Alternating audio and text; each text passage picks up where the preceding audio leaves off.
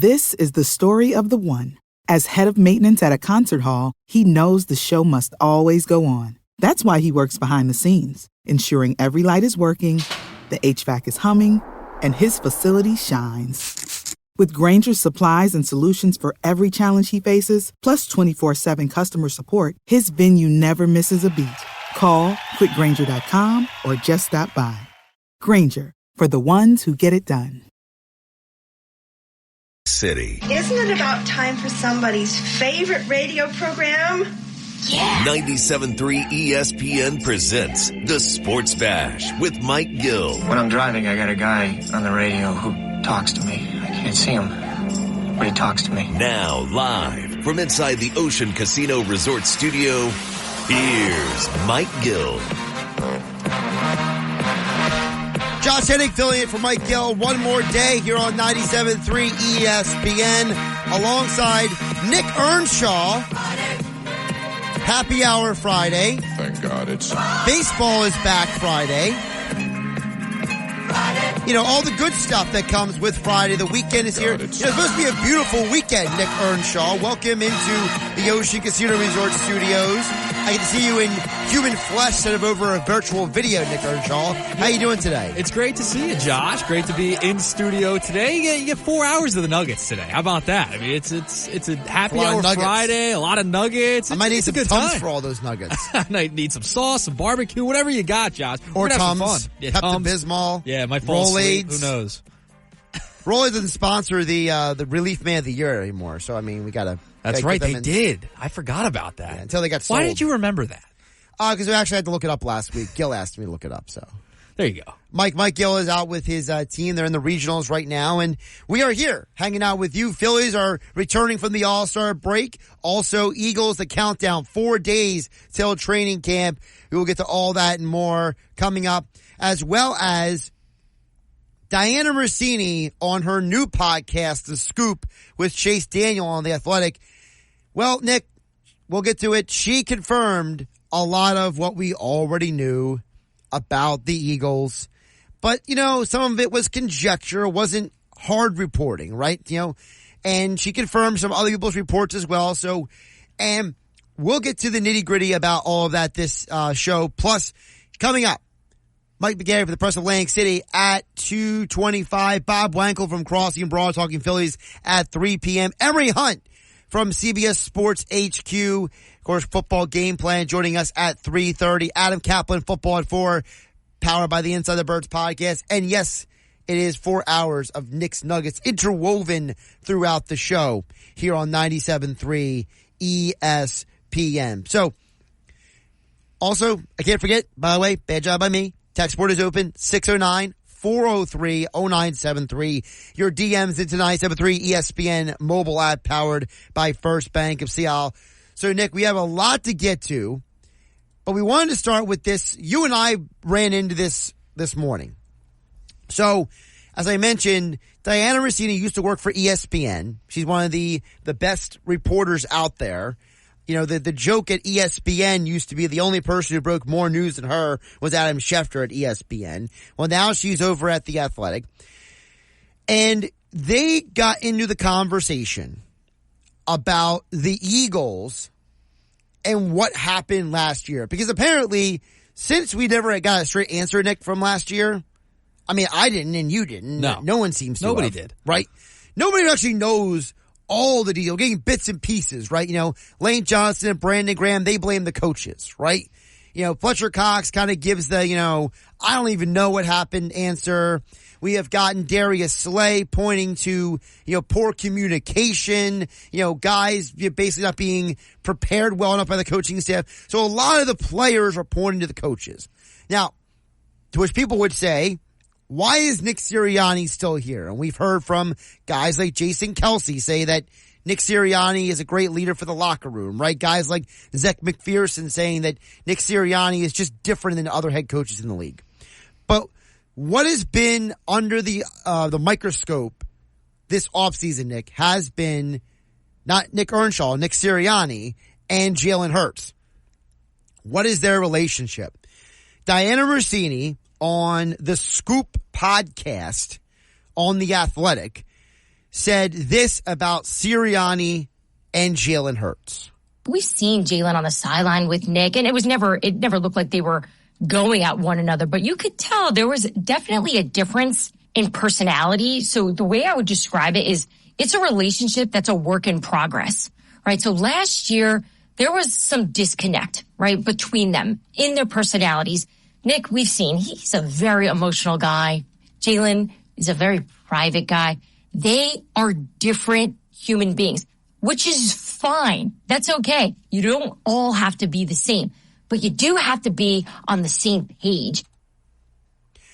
I think that's a very interesting contrast she presents, because she's not saying, as some blowhards in the media have tried to put out there, that they don't get along, they don't like each other. Nick, Hurts is the one who endorsed. No, she's explaining, Nick Earnshaw, that Nick Sirianni is just a very different person than Hurts, and that if they're not on the same page, if they're not connecting, their differences are amplified. Right, and this goes back to even the Super Bowl against the Kansas City Chiefs, right? Remember that little moment on the sideline they had where Sirianni's doing awkward moment? Yes, when Jalen Hurts is like telling Sirianni to stop, and this goes back to that. They're different types of people, right? And that's kind of what she's saying here.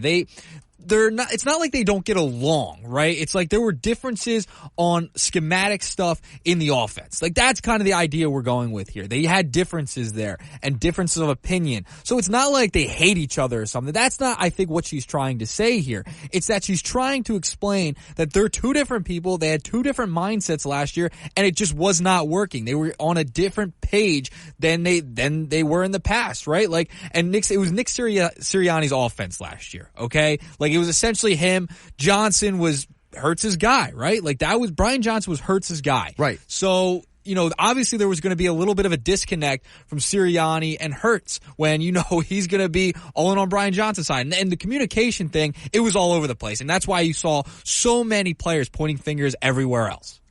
And that brings me to the second part of what she said, because she talked about what happened last year, Nick. And what she said rings almost identical to something I heard an Eagles player say about last season. Diana Rossini from The Scoop. It's her and Chase Daniels, The Scoop podcast. I'm gonna get used to this dumb name. Okay, it's a horrible name for a podcast. Diana would be sitting here, I'd be telling her, whoever chose the name for this podcast, bad job. Bad job. It is a bad job. I mean, The Scoop podcast on The Athletic. Like, come on. Too many does. It's a mouthful, Josh. Too many does. Too many transitions of the name. It's another podcast that you have to add to your list. I know. I'm running out of time in the day to listen to all these things. But here's Diana Rossini with more on what happened with the Eagles last year. Those 10 wins were a grind from what I was told. It was explained to me that just because they were getting W's, that doesn't mean that behind the scenes, it was perfect. And it was just this winning culture at all times. Every win felt like a really big feat for them because of the challenges that they were facing in terms of what they were doing on offense. Now, Nick, when you hear that, what is your initial reaction to that? I mean, we kind of saw it, right? Like every win was a grind. They were close games, right? Early on in the season. That's why everyone was so worried that what inevitably happened was going to happen, right? They fell apart towards the end of the year, and they were grinding out wins early on in the season. And everyone kept saying, well, yeah, it's just early on in the season. They'll get it together. They're knocking the rust off, whatever. No, they were grinding wins. And, that's kind of how the season progressed when they were winning games. They got the 10 wins, whatever. And then it really came and fell apart towards the end of the season. So I think everyone kind of saw what she was talking about there. Everyone, it's kind of obvious, the point she made that, yeah, they were grinding out wins. It was obvious to everyone watching for the most part, So I think when it comes to the Eagles, there was something that just did not click last year. They were figured out pretty easily. You could tell by, how bland the offense was. We've talked about it ad nauseum, Josh. I'm glad you said it that way, because when I heard her say that this morning on her podcast with Chase Daniel, I immediately thought of what Lane Johnson said last week about the 2023 season. What we were doing collectively obviously wasn't making a whole lot of sense. And, and really was a tale of two teams. But even when we did have the record of 10-1, a lot of these games were very tight games and could have gone either way. You can look back at some of those games and feel like you left, 2 scores, 3 scores on the board. And that's kind of how it felt all season. So you have an NFL insider and an Eagles player both telling you the same thing. Because I didn't hear Diana Rossini say it was Jalen Hurts' fault last year. Did you? No, not at all. Did you hear Lane Johnson blame Jalen Hurts? Nobody was blaming Jalen Hurts. So nobody. What we're finding out is that the problem last year was basically coaching. Yeah.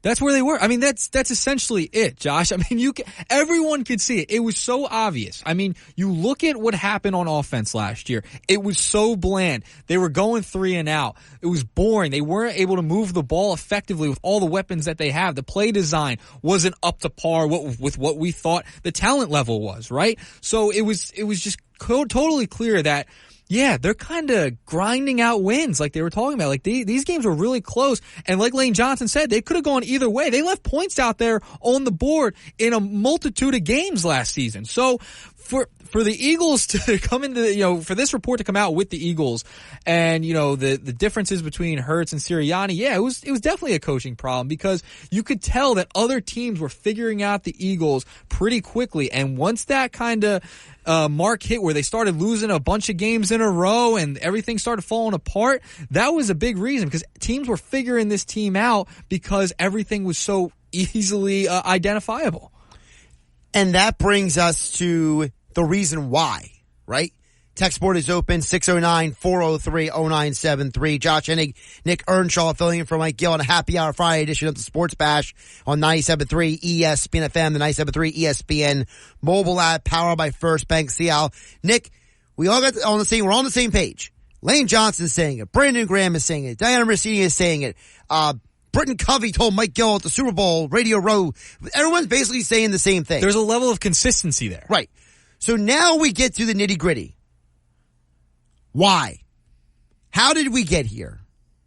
And this is probably, to me, the biggest indictment of Nick Sirianni. Take a listen. He had that great relationship with Jalen in the quarterback room the year they went to the... Correction, sorry. So she starts talking about Brian Johnson, who became the Eagles offensive coordinator, and how Nick Sirianni, it was actually his offense they were running last year. He had that great relationship with Jalen in the quarterback room the year they went to the Super Bowl. So they had that good dynamic. Then he becomes the OC last year. And it was Nick Sirianni's show. Everything you saw on that field was Sirianni.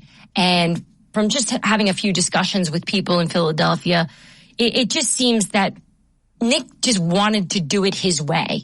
And he's the head coach. If that's what he wants to do. Seems like it wore him down, though, throughout the year. Like, you can see his bags under his eyes. You can see everything. It's like too much for a head coach. That is a fascinating perspective because we know that Sirianni has been praised in the past, remember, for letting go of play calling in 2021 and letting Steichen run the show, right, Earnshaw? Yes. Sirianni said he was applauded for it. He was praised for it. So it sounds like in 2023, maybe Nick Sirianni's ego got in the way a little bit and he bit off more than he could chew, as Chase Daniels said. Yeah, and for Sirianni, I mean, when he gave up the play calling back a couple years ago, 2021, right? 21, when Steichen took over the play, you could see there was a massive difference, massive difference. Sirianni, and I think that's where the disconnect came from. Hurts wanted to do something his way he felt more comfortable with, and now Sirianni kind of had his voice a little bit louder in the room, right? He's the head coach. He could do things his way. He's in charge, right?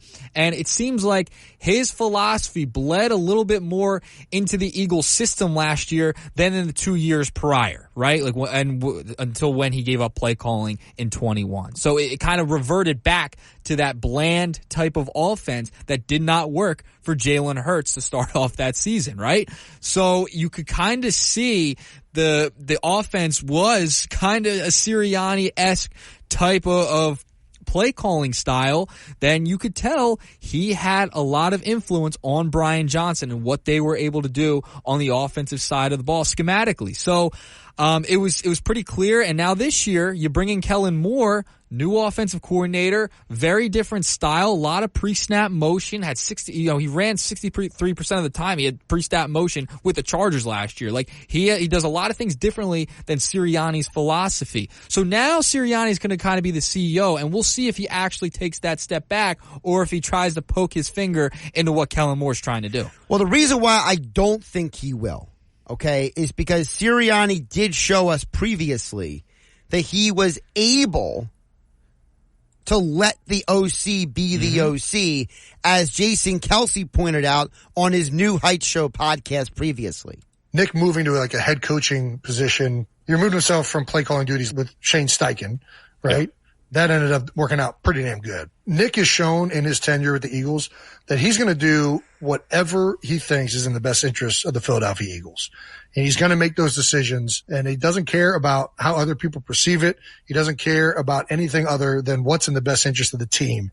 And to me, I think players respect the hell out of coaches that operate on that level. So if that's who Nick Sirianni is, if he's the guy who said, look, it didn't work doing it my way, I'm okay with us getting a new offensive coordinator. I'm willing to hand it off to somebody else because I know somebody else can do a better job than me. Does that make you, Nick Earnshaw, feel more confident in the Eagles coming into this year? Yeah, I mean, because we've seen it before, right? Like, if he can be the CEO, the leader, the manager of the team and delegate to the best people and put them in the position to do it, I'm all for it. And that's kind of what we've been told and what it looks like heading into the season it's going to be. I mean, there's reports out there, and I think Diana Rossini may have mentioned it, about Howie Roseman, how he had his hand in the hiring of the new coordinators, right? Like, he kind of took it over and said, essentially it seems like that, hey, Nick, you're going to be the guy who's just kind of in charge of everything, running the show, being the manager, and being, the player's type of coach, right? Like, being that motivator instead of being the schematic guy who's, dipping his toes into different things that Kellen Moore wants to do, Vic Fangio wants to do.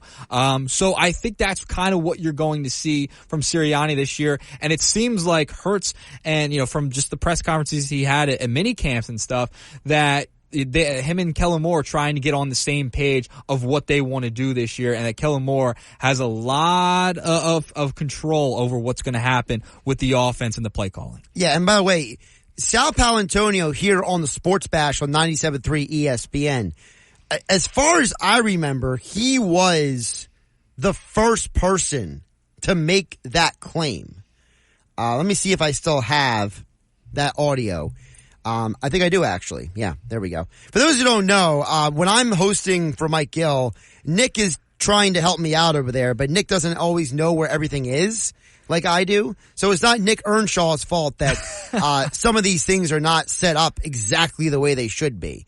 Like Nick didn't know that I had this audio ready over here. He just knew that I'm doing stuff over here. You can see me doing stuff. I'm watching you over here. You're multitasking. I always feel like somebody's watching me. The song I'm watching over your shoulder. That's essentially what I'm doing. Sal Paolantonio on the Sports Bash with Mike Gill said this 6 months ago. Nick Sirianni may be calling some of his friends, but he's not in any position at all in his organization. I think we can agree on this, to hire somebody. He may recommend somebody, but he's not hiring the offensive or defensive coordinators, that's for sure. So 6 months later, Diana Rossini says this. It's Howie Roseman that has the power now. And look, he always has the power, right? That's nothing new for Philadelphia. But in terms of moving forward into this season, Howie had his hands all over the decisions when it came to the coordinator position. And when they made change at defense. Which is not normal, by the way, for everyone listening, for a GM to have his hand in coordinator positions. So that confirms it. Yep. So it's not that we're learning anything explicitly new, but we're getting more clarity on what went wrong last year. Yeah. And what we're finding out more and more is that Nick Sirianni, if you go by Diana Rossini, John McMullen, who's been on with Mike Gill numerous times, Jeff Mosher, Adam Kaplan from Inside the Birds podcast, Rob Motti from the Associated Press, everyone we have talked to here on 97.3 ESPN, which is why we are all glad to all of the loyal people out there who listen to us all the time. You know this, but some others might not know this. We have been telling you guys for over a year now, here is the genesis of last season. When Steichen and Gannon left, because it was a Super Bowl year, they didn't have the time to go out and do a thorough hiring process. So what happened? Steichen leaves. They decided to promote from within. The idea being, we're basically going to run the same offense as last year, right? And so we're going to bring in someone who runs a version of what Gannon's defense was, Sean Desai. Nick Sirianni, knowing that he had two inexperienced coordinators, right? We all got to agree on that. They were both inexperienced at the NFL level. He had a more active hand, obviously, on game day. And Sirianni, when things were not going well on defense because of communication issues between the coaching staff, Sirianni opted for Matt Patricia. So now, Sirianni, Nick, didn't just get he got 3 coaching staff decisions wrong. And so the organization, Jeffrey Lurie, the owner, Howie Roseman, the GM, said, we are going to get involved in the coaching staff again. Because remember, they hired Jim Schwartz before they hired Doug Peterson. They had Jonathan Gannon in place before Nick Sirianni. This organization has a history of having a hand in the coaching hire process. And they said, look, we have a coach who has been to the postseason 3 straight years. We don't think Nick Sirianni is a bad head coach, but we don't think he is good at handling the in-game play calling operations of the team.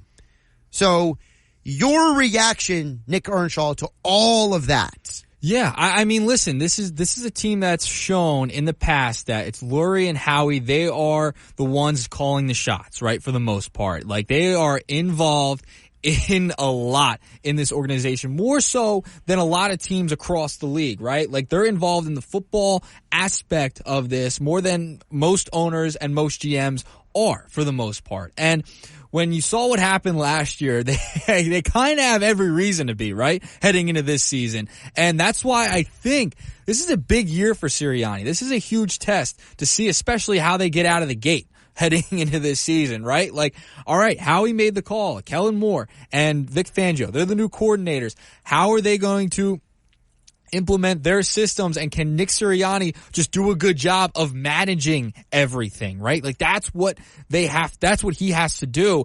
And if things start to go awry again, I mean, then you gotta have questions at some point. It seems like all the players really like Nick Sirianni. Like, they will play for him. He's a motivator, etc. But when it comes to the in-game play calling and things of that nature, and, you know, you're looking at some of the play designs and having his influence on it, it really hasn't worked out in the past. I mean, when he first got here, they were a mess offensively, an absolute mess. They wouldn't run the ball. They weren't balanced. And, you know, we didn't see a lot of creativity, kind of like what happened last year. So now you kind of switch things up again, and now you take away some of the things that Sirianni was involved in and say, hey, okay, take a step back, Nick, and let the coordinators do their job. We might see something similar to what happened in 2022 when Steichen and Gannon were running kind of the show and doing their thing on offense and defense. You mentioned the players like Sirianni. Jason Kelsey on Nick Sirianni from the New Heights Show podcast. Nick, and I really mean this, is one of the best coaches I've been around, and talking about coaching situational ball, really understanding what to do in the right moment, motivating guys. We coach things up in team meetings and hold people accountable better than pretty much any other coach I've been around. That says it right there, Yep. right? Yep. And so unless you're going to say Jason Kelsey's a liar, which I don't think any honest Eagle fan has the spine to do. Nope. You know, so again, it's about putting the head coach as much in a position to be successful as the quarterback, right? Utilize his strengths. Right. Utilize what he's good at, motivating players, the situations that he's in. But the schematics of it, that's kind of where he struggled in the past, and the play calling has been an issue. So I think, you know, you put him in a position like kind of Jason Kelsey was talking about. The players seem to love him, and they respond to Sirianni. Make him that manager. Make him that CEO of the team where he can delegate to the best people. And that's kind of what we're kind of expecting heading into the season. He's Nick Earnshaw. I'm Josh Hennig, filling in for Mike Gill here on the Sports Bash on 97.3 ESPN. We have text coming in at 609-403-0973. We got Phil on the text as well as Glenn. We'll get to you guys in just a bit. But coming up on the other side, Mike McGarry for the Press of Atlantic City will join us for a Friday edition of a conversation on the Sports Bash. Mike Gill, he'll be back on Monday or Tuesday next week, depending on how far along his team goes. We hope the best for them and plenty of success. But until then, me and Nick got you covered here on the Sports Bash. Happy Hour Friday. What are you guys having this weekend? Let us know. 97.3 ESPN FM, 97.3 ESPN mobile app powered by First Bank of Sea Isle City. You're listening with Mike Gill. Never thought this radio stunt would catch on so big. On 97.3 ESPN. Josh here along with Nick Earnshaw filling in for Mike Gill on a Happy Hour Friday on 97.3 ESPN. We'll continue the Eagles conversation throughout the day. Plus, Phillies are returning from the All-Star break. We'll get into all that more right now. Mike McGarry for the Press of Atlantic City. AC Press McGarry Twitter X. Easy for me to say. I'm never going to get used to calling it X. I got to be honest. No, I'm never going to call it X. No. I call it Twitter X just because. I'm trying to get it in the rotation in my vocabulary, but it's just not going to work, Josh. Yeah, it's just not going to work. It doesn't flow. Well, either way, Mike McGarry is with us here on 97.3 ESPN. Mike, welcome in. How you doing today? Hey, guys. How are you? Doing pretty good. So before we get to the Philly stuff, I want to get your reaction to, we're 4 days away from Eagles training camp, and the reporting basically has been confirmed by players, by reporters, by everyone who apparently can get a microphone and have a podcast, because everyone has a podcast now, it seems like, that basically the problem last year was coaching, Mike McGarry. So if the problem last year was coaching, in your mind, is Kellen Moore and Vic Fangio enough of a fix for the Eagles?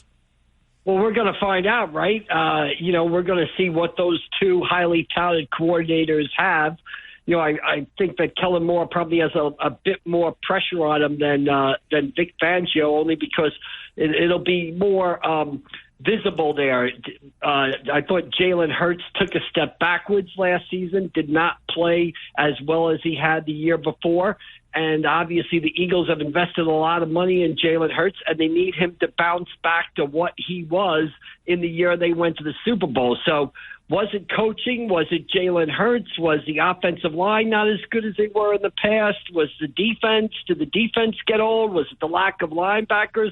All I know is that last year didn't end well.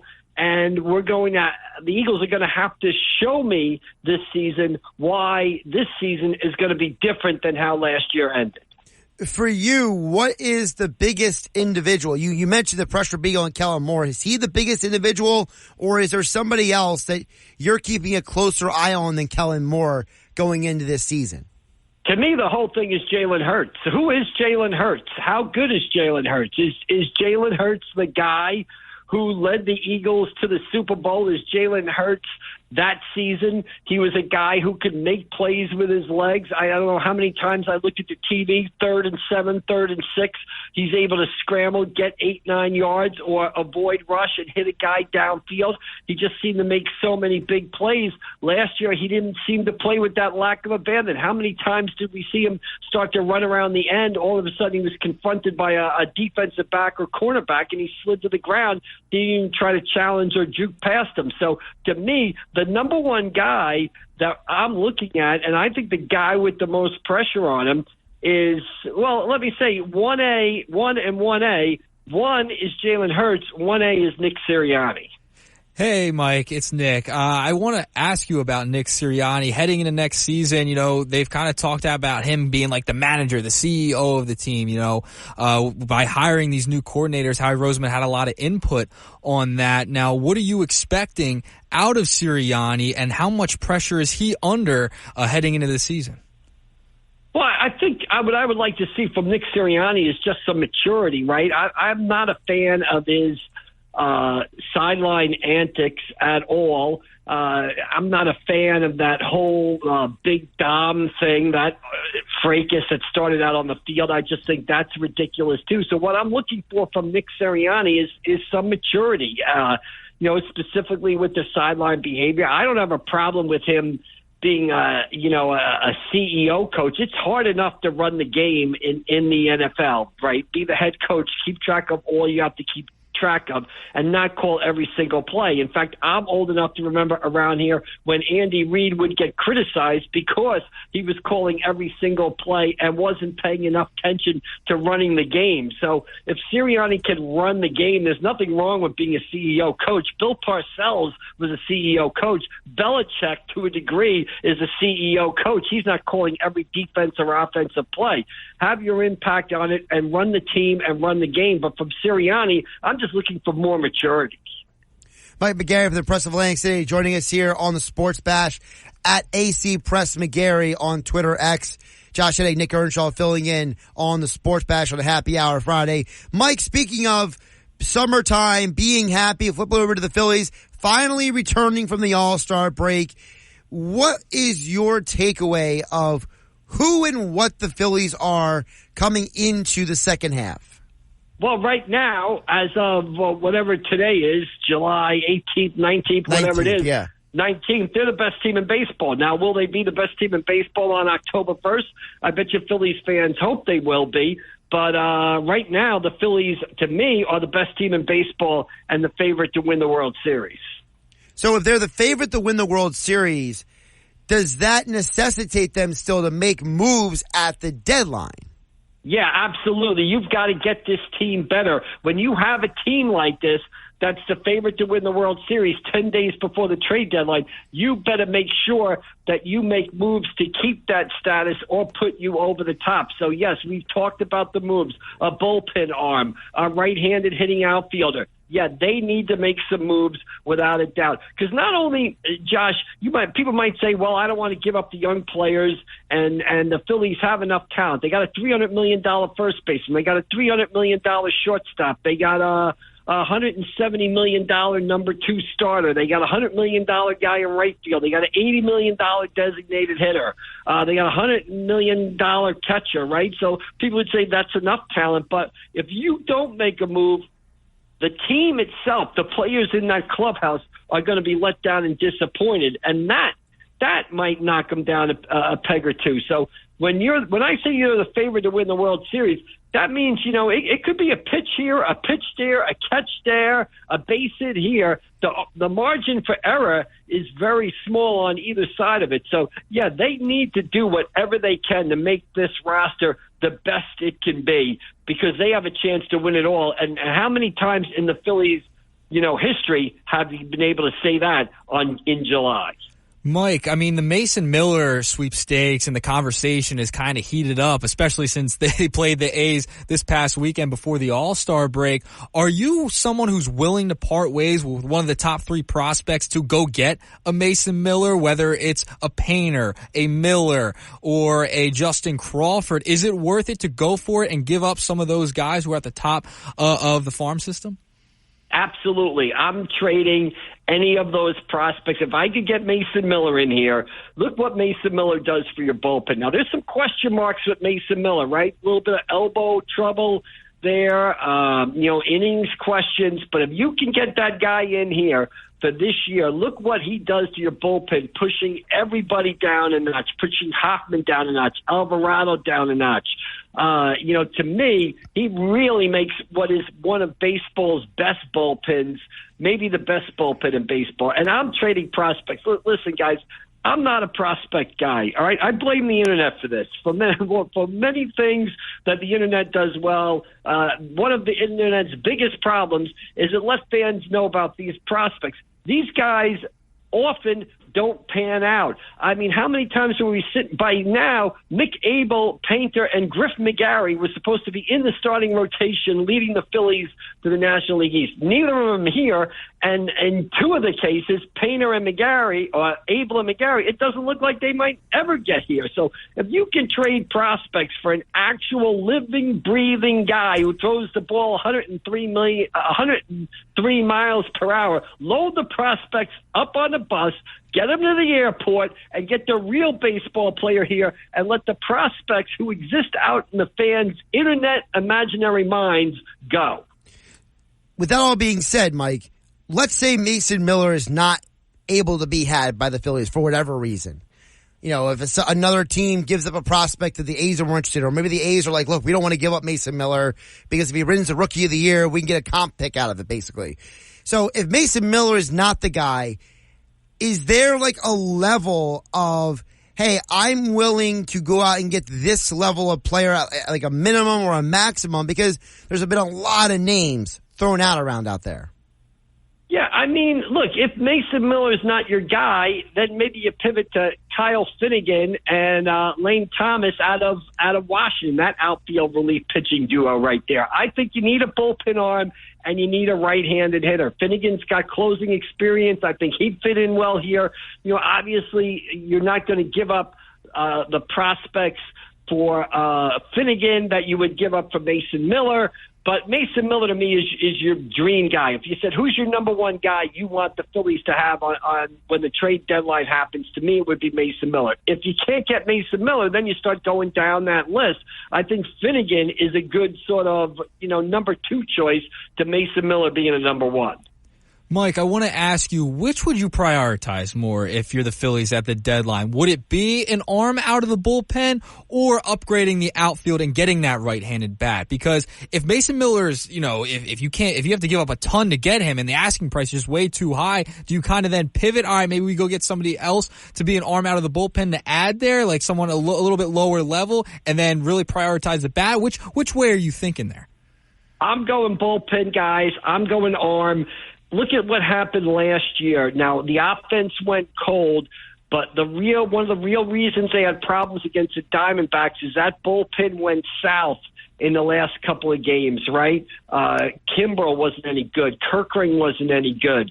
So I think you can never go wrong with adding arms to the bullpen and giving the manager more choices. The more arms he has confidence in to go to in that bullpen, the more choices he has, the better he can manage the game. So to me, you can never go wrong. I think especially postseason pitching rules, give me arms and choices out of that bullpen. So if you ask me, do I want the bullpen arm or the hitter? If I had a choice, I'm going the bullpen arm. He's Mike McGarry. Follow him on Twitter, X at AC Press McGarry. Of course, he is the Press of Atlantic City's Mr. Everything over there, covering everything from high school sports to the Phillies and more. Mike, appreciate you making some time for us here on a Friday. Have a good weekend, and we'll talk soon. Okay, guys. Nice talking to you. We'll see you down the road. Thanks. Absolutely. Mike McGarry here on the Sports Bash on 97.3 ESPN. Nick, before we hit the break, I want to ask you, when you look at what's going on with the Phillies, right? Mm-hmm. What are you prioritizing? You asked Mike McGarry the question. Now I'm going to ask you the question. All right. Well, listen, he's the AC Press's Mr. Everything. You're Mr. Everything here, by the way, here at 97.3 ESPN. I mean, that's your nickname here, too. I just got to preface with that. But with the Phillies, I would prefer them to probably go get another arm. I was kind of on that train about a month or two ago that they should go arm first. But I think they got to go both. You got to get something in the outfield. You got to add another bat because the depth in the outfield is not great. Go both. But if I had to choose one, I'm leaning towards the arm. Interesting. We'll discuss this more throughout the show. I feel like I can make an argument for either direction. You can. They need both. I think that, I still can't get over the fact that this organization lost the World Series one year and the NLCS the next year because their hitters completely ghosted the fan base. So, I'll never get over the strikeouts, man. And there's always that part of me that says, I don't care how many pitchers I have. I don't score runs. I mean, what are the odds that they all go cold at the same time? These top of the line hitters, the Turners, the Harpers, the Real Mutos. That can't happen. They're not going to win anything if that continues to happen. The 2018 Red Sox, who Dave Dombrowski oversaw, who was the World Series MVP? Not Rafi Devers, not Xander Bogaerts, not Mookie Betts, not Jackie Bradley Jr., the guy they traded at the deadline, Steven Pierce. Sometimes you need that random dude to end up becoming the dude. Yes. I mean, remember 08, Joe Blanton hits a big home run as a pitcher. I mean, he can do it all, and pitchers don't hit anymore, but the random guy at the deadline they get, he makes a big mark in the history of the Phillies. You know what I mean? Yeah. So it's an important deadline for the Phils this year. Back to text board coming on next, 609-403-0973 in your DMs into the 973 ESPN mobile app powered by First Bank of Seattle. He's Nick Earnshaw. I'm Josh Hennig, filling in for Mike Gill on a Friday edition of It's the Sports Mike Gill. And I am the voice of the voiceless. On 97.3 ESPN and the 97.3 ESPN free mobile app. More Phillies talk coming up with Bob Wenkel from Crossing Broad. In about 10 minutes from now, Josh Hennig and Nick Earnshaw hanging out with you in the Ocean Casino Resort Studios here on 97.3 ESPN. As promised, I want to get back to the text board. I guess the text that came a little bit earlier. 609-403-0973. Glenn in Northfield chimes in and says, Nick Sirianni had a situation thrust upon him with the change of coordinator. The pressure was on Nick Sirianni. What would you do? You would fight for your job and do the best you can. And that's taking control. That's what he did. I would have done the same. My job was in jeopardy. This year will be different. That's Glenn in Northfield. But I'll ask you, Nick Earnshaw, about Nick Sirianni. Is that enough? Is it enough to say that Sirianni did the best he could last year? I don't think so. I mean, you mentioned earlier in the show, like, yeah, it was coming off the Super Bowl year, right? Like, they didn't have a lot of time. They just promoted within, and then they hired Sean Desai. Didn't have a lot of experience. He had the experience with the Chicago Bears as defensive coordinator before. I mean, he just didn't make good decisions. I mean, it's simple as that. And, I'm not going to feel bad for him. He didn't make the right call here. And, that's why they kind of fell apart last year. Clearly his ego probably got a little bit in the way as he kind of put himself back into the rotation of being in the mix for the offensive scheme and setting it up, right? So I'm not going to feel bad for Nick Sirianni. He made mistakes, and it cost the Eagles a ton towards the end of the season last year. That's why they were bounced in the first round. We have our first Happy Hour Friday submission. What do we got? What are we drinking today? Josh from Cape May says, I got some Foam Brewers Experimental Jet Super Solid Double New England IPA. It's a 4.9 on Untapped. Wow. And that's out of 5, right? It's out of 5, yes. Yeah, okay. That's pretty good. Did you really think it was out of 10? I was thinking it was out of 10 for a second. I was like, 4.9? I better be out of 5. It's that good? Yeah. Now, if Mike Gill was here, he would love this can because this is a pretty impressive can. But I'm going to say usually if Untapped has a pretty good rating, anything above like a 3.5, it's solid. It's usually a pretty good option. So good suggestion there from Josh and Cape May. Foam Brewers Experimental Jet Super Solid Double New England IPA. It's a long That's a mouthful right there to say the least. I would suggest those brewers come up with a better name. Yeah, that one's not rolling off the tongue, but if it's 4.9, it doesn't matter what it's called. If it's really good, it's really good. Well, if it's really good, then you're not even reading it anymore. You're just drinking it. Yes, especially if you have a couple in you already. Nick Earnshaw and Josh Hennig hanging out with you here on 97.3 ESPN. Coming up next, State of the Phillies coming out of the All-Star break. We'll talk with Bob Wenkel about it next here on 97.3 ESPN. And of course, don't forget the 97.3 ESPN mobile app. It's free. Thanks to First Bank of Sea Isle City. More Phillies, Eagles talk and more coming up on the Sports Bash. Jersey. This is the Sports Bash with Mike Gill on 97.3 ESPN and the 97.3 ESPN free mobile app. Now live from inside the Ocean Casino Resort Studio, here's Mike Gill. Josh Hennig, Nick Earnshaw filling in for Mike Gill here on 97.3 ESPN. Phillies coming out of the All-Star break. Do they need a pitcher? Probably. Do they need a right-handed bat? Most likely. But there is one very interesting part about this Phillies team. They are the 10th team in baseball history with 62 or more wins before the All-Star game. The only other team that won a World Series with 62 or more wins before the All-Star break was the 2018 Red Sox, who were also run by Dave Dombrowski. History loves to repeat itself, Josh. Coincidence? We'll ask Bob Wankel right here, coming up here on 97.3 ESPN. Crossing Broad, the Crossed Up podcast. He joins us every Monday and Wednesday and Friday on 97.3 ESPN. Bob, welcome in. How you doing today? I'm good. Nice to talk to you guys. I like this. Like, get a little 3-person mix here. It's way better than just talking to Mike. And it's a happy hour Friday, Bob.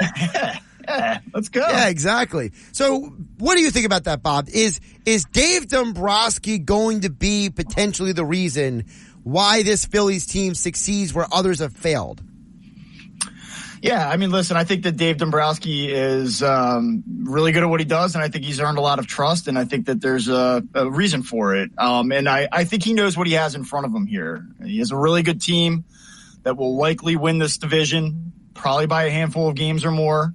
He knows what has happened each of the last 2 postseasons. I think he's also smart enough to realize that this is their best shot. And I've said it multiple times. When were the Phillies going to get a better chance to win a championship than they had a year ago? Game 6 and 7 at Citizens Bank Park. You feel invincible at home. You're playing an inferior opponent, and they let it slip away. But then you fast forward to this season, and everything is lined up so favorably for this team. And all of these guys in their primes right now, you've got to go. You've got to drop the hammer, and I think he knows that. When you think about what this team is going to do at the deadline, we know they're going to do something. We know they're not a team that's going to sit on their hands. But what is a realistic expectation, Bob? Because listen, our listeners here on 97.3 ESPN, they all have been sending in names for like several weeks. Obviously Mason Miller and Brent Rooker were already in town. We know some people are talking about Luis Robert Jr. Some people are talking about George Springer. Some people are talking about Kevin Pillar. Some people are talking about, you name the guy. I feel like everyone has been named potentially for the Phillies. So in your mind, what and who is realistic expectation? Yeah. So the one thing that I am absolutely certain of is that they will add a platoon option with Brandon Marsh in left field. There is no question that they will add to that. They do not want Brandon Marsh to face left-handed pitching.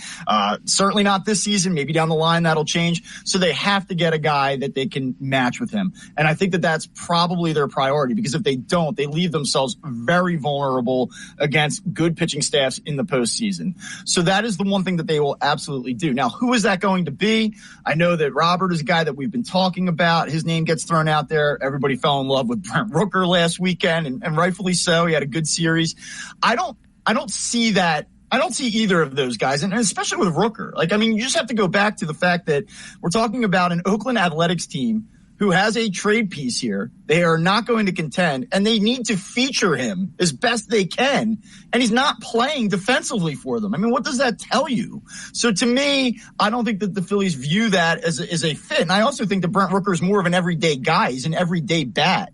So why would you overpay for a guy that you would possibly be just platooning with, or platooning for? So the question becomes to me, what is that guy from the right side who can handle it?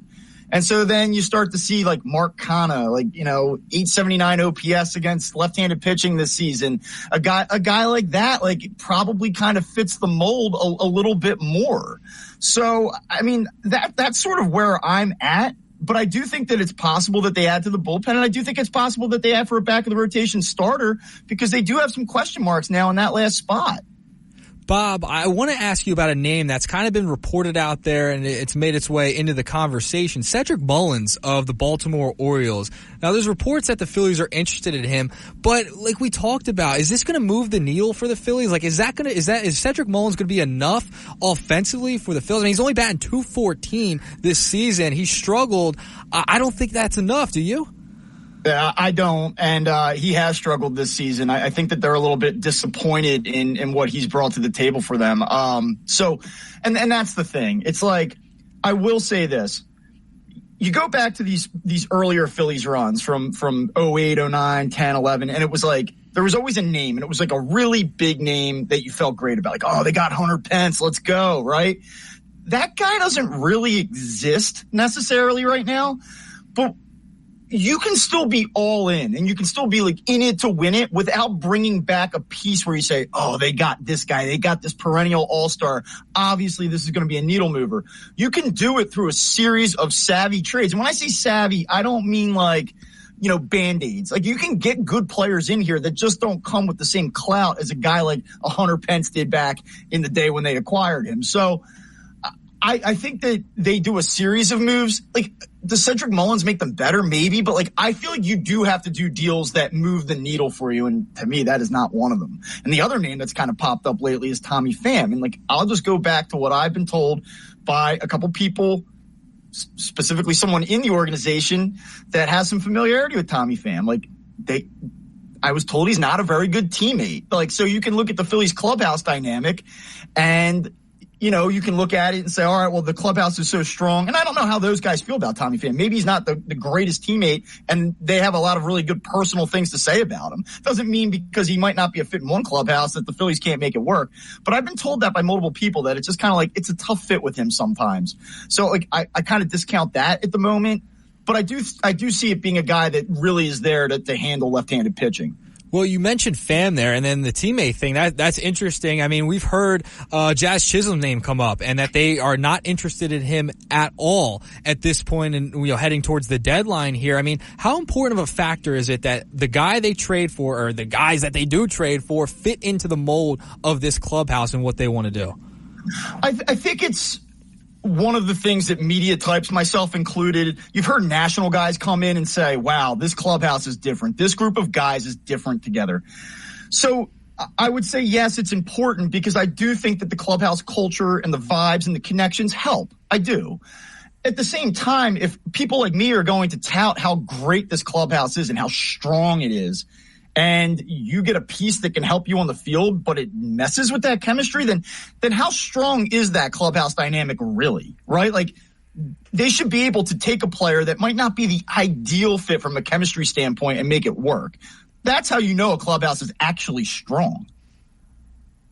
Talking with Bob Wankel from Crossing Broad here on the Sports Bash. Josh Hennig and Nick Earnshaw filling in for Mike Gill on 97.3 ESPN on a happy hour Friday edition. Bob, when you talk about the chemistry in the locker room, you mentioned about how it's a big, it's something unique and special. Dave Dombrowski said a month ago to John Heyman and Joel Sherman that he doesn't want to make a trade that disrupts that chemistry. So how much do you think the Phillies are going to, as you said, just have guys that completely rule out? Because if they're going to just rule out guys altogether, Tommy Pham, Jazz Chisholm, whoever it may be, that obviously limits their market in a market where there's probably way more desperate teams than them out there. Like the Braves need outfield help, the Twins, the Royals. There are other teams out there that are going to need help, right? So the Phillies are not the front of the line, but they also want to be picky. How's that strategy going to work out for them? Well, I mean, if you want to pick apart every single trade candidate, you can, and then all of a sudden you have a very short list. And if character is the leading characteristic and quality of what you're trying to acquire, then yeah, it gets like pretty difficult. But I do think that there's enough names out there that there's going to be options. A guy like Lane Thomas from Washington, he's been really good this year against left-handed pitching. He's 28 for 80, slashing 350, 430, 550. So he's got a 980 OPS right now against left-handed pitching. Like that would fit. Like there are guys out there. So to answer your question, I just don't think if it all adds up and it really makes sense and they can put together a trade package that lines up and they get a deal done, I don't think, unless there's a huge red flag, unless there's a clear problem where actively bringing this player in is going to disrupt the vibe, then otherwise I still think they would do it. We haven't talked much about the other part of this conversation, which is the idea of them getting another arm, right? And my question is less about specifically who they would get, but Bob, who are you willing to give up the idea? Because you know how Philly fans are. They fall in love not with a prospect, but the idea of a prospect, right? You know, they hear someone like Jim Bowden say that Aiden Miller is the best Phillies prospect since Mike Schmidt. You know, they see Justin Crawford play in the Futures All-Star game, and the Philly fan gets excited about those things. So, you know, where do you draw the line when it comes to the Phillies prospects of like, hey, I'm willing to give up this guy versus that guy to upgrade, let's say, the bullpen or the bats? Yeah, I mean, listen, if you're going to trade either Miller or Painter, then the return, you better feel like, gives you an exponentially higher chance of winning a championship this season. Like, it can't be like, well, we like him and it's about team control. It's got to be about 2024 and right now. And this clearly tilts the scales in our favor. Otherwise, you don't do it. You don't even entertain the phone call. And I don't think that they will. I would be stunned if they traded either one of those guys, specifically Andrew Painter. But when it comes to Aiden Miller, like, the thing is, you're talking about an infielder. So how do you project out what this lineup or where this team's at 2-3 years from now? Is Alec Boehm going to be here long term? Do you believe in Bryson Stott despite his struggles this season? If you do, Trey Turner's certainly not going anywhere. So where is Aiden Miller playing? Like, when you look 2-3 years down the line, do you think that Aiden Miller can become an outfielder for you? Maybe he can run around and play left field, because the Phillies have depth and quality of depth concerns with their outfield right now. And I think you look at the recent draft, they were very heavy on outfielders. And I think that speaks to that lack of certainty, really. So the point being, like, where does Aiden Miller fit in? So then you start to look at guys like Cabo, same thing, top 5 prospect in their system, plus defender, a lot of upside. People are very excited about him. Where is he fitting in? So would you entertain that? Crawford, I think, is a guy that will get talked about here in the next couple of weeks. I wouldn't be totally stunned if he was moved, despite those depth concerns. So I think that they're going to probably protect Painter. I would be stunned if Miller was involved. But beyond that, I think that they would probably take calls on anybody else. Everyone wants the move that they make to be for the 15th, 17th, and 23rd prospects. Nobody ever wants it to hurt. But if you're going to take those top 5 guys, it better be somebody that really moves the needle, because the Phillies farm system is much better than it was 6-7 years ago. Still has work to do, and you really don't want to tap into that if you don't have to. Bob, I want to ask about the prospects, right? Like, is Mason Miller a guy you would want to give up an Aiden Miller or an Andrew Painter or a Justin Crawford? Is he worth it? Because we know how much the A's want in return for a guy who's 25 years old, has a lot of promise, was just an all-star. We just saw him this past weekend. Is Mason Miller that guy that they're going to say, they might bite the bullet and say, yeah, let's bring him in, but we're going to have to give up one of these top guys to do it? Well, you would certainly love to have him, because I really believe that if you add him to the mix with what they already have, the game is over after the 5th inning. Now, I'm sure we could probably play this back in late October and I'll sound like an idiot, right? But I just think that it's lights out. It's like one of those things where you'll hear broadcasters say, you better get the lead on this team after 5, because you're in a lot of trouble if you don't. And I think that the Phillies bullpen is still very good as is. So do you need a guy like Mason Miller? You don't need him. But man, like guys that I say really move the needle, I think that gives you a much better chance of winning a championship. I do. And everyone will point to the offense going cold last year, and that's why the NLCS went south on them. No doubt. But just because that happened last year doesn't mean that that's going to be the issue that occurs this season. To me, I think that he's a true difference maker. And the other thing is that you have to understand, he's got team control beyond this season. So would I do it? That's a question for people that are much smarter than I am to answer.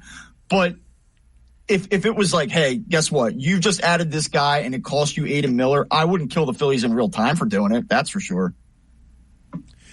Bob, let's focus on guys who are currently on the team and less about what the rest of the team is coming out of the break. Obviously, Trey Turner blazing hot heading in there. Who is a guy that you're looking at coming out of the break, though, who's not Trey Turner, let's say, that you're looking at and say, I'm curious to see how he responds after the break? It's the only answer here is Bryson Stott. If you go back, and I may have said this the other day, but if you go back to May 19th, so exactly 2 months ago from today, and you look at all of the qualified second basemen in Major League Baseball, Bryson Stott is 20 out of 21 in batting average, and he's dead last in OPS.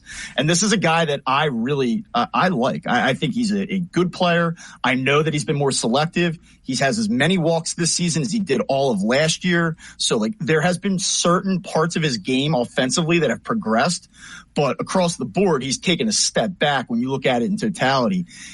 I think he knows that he did not have a good first half. I think he's disappointed in it.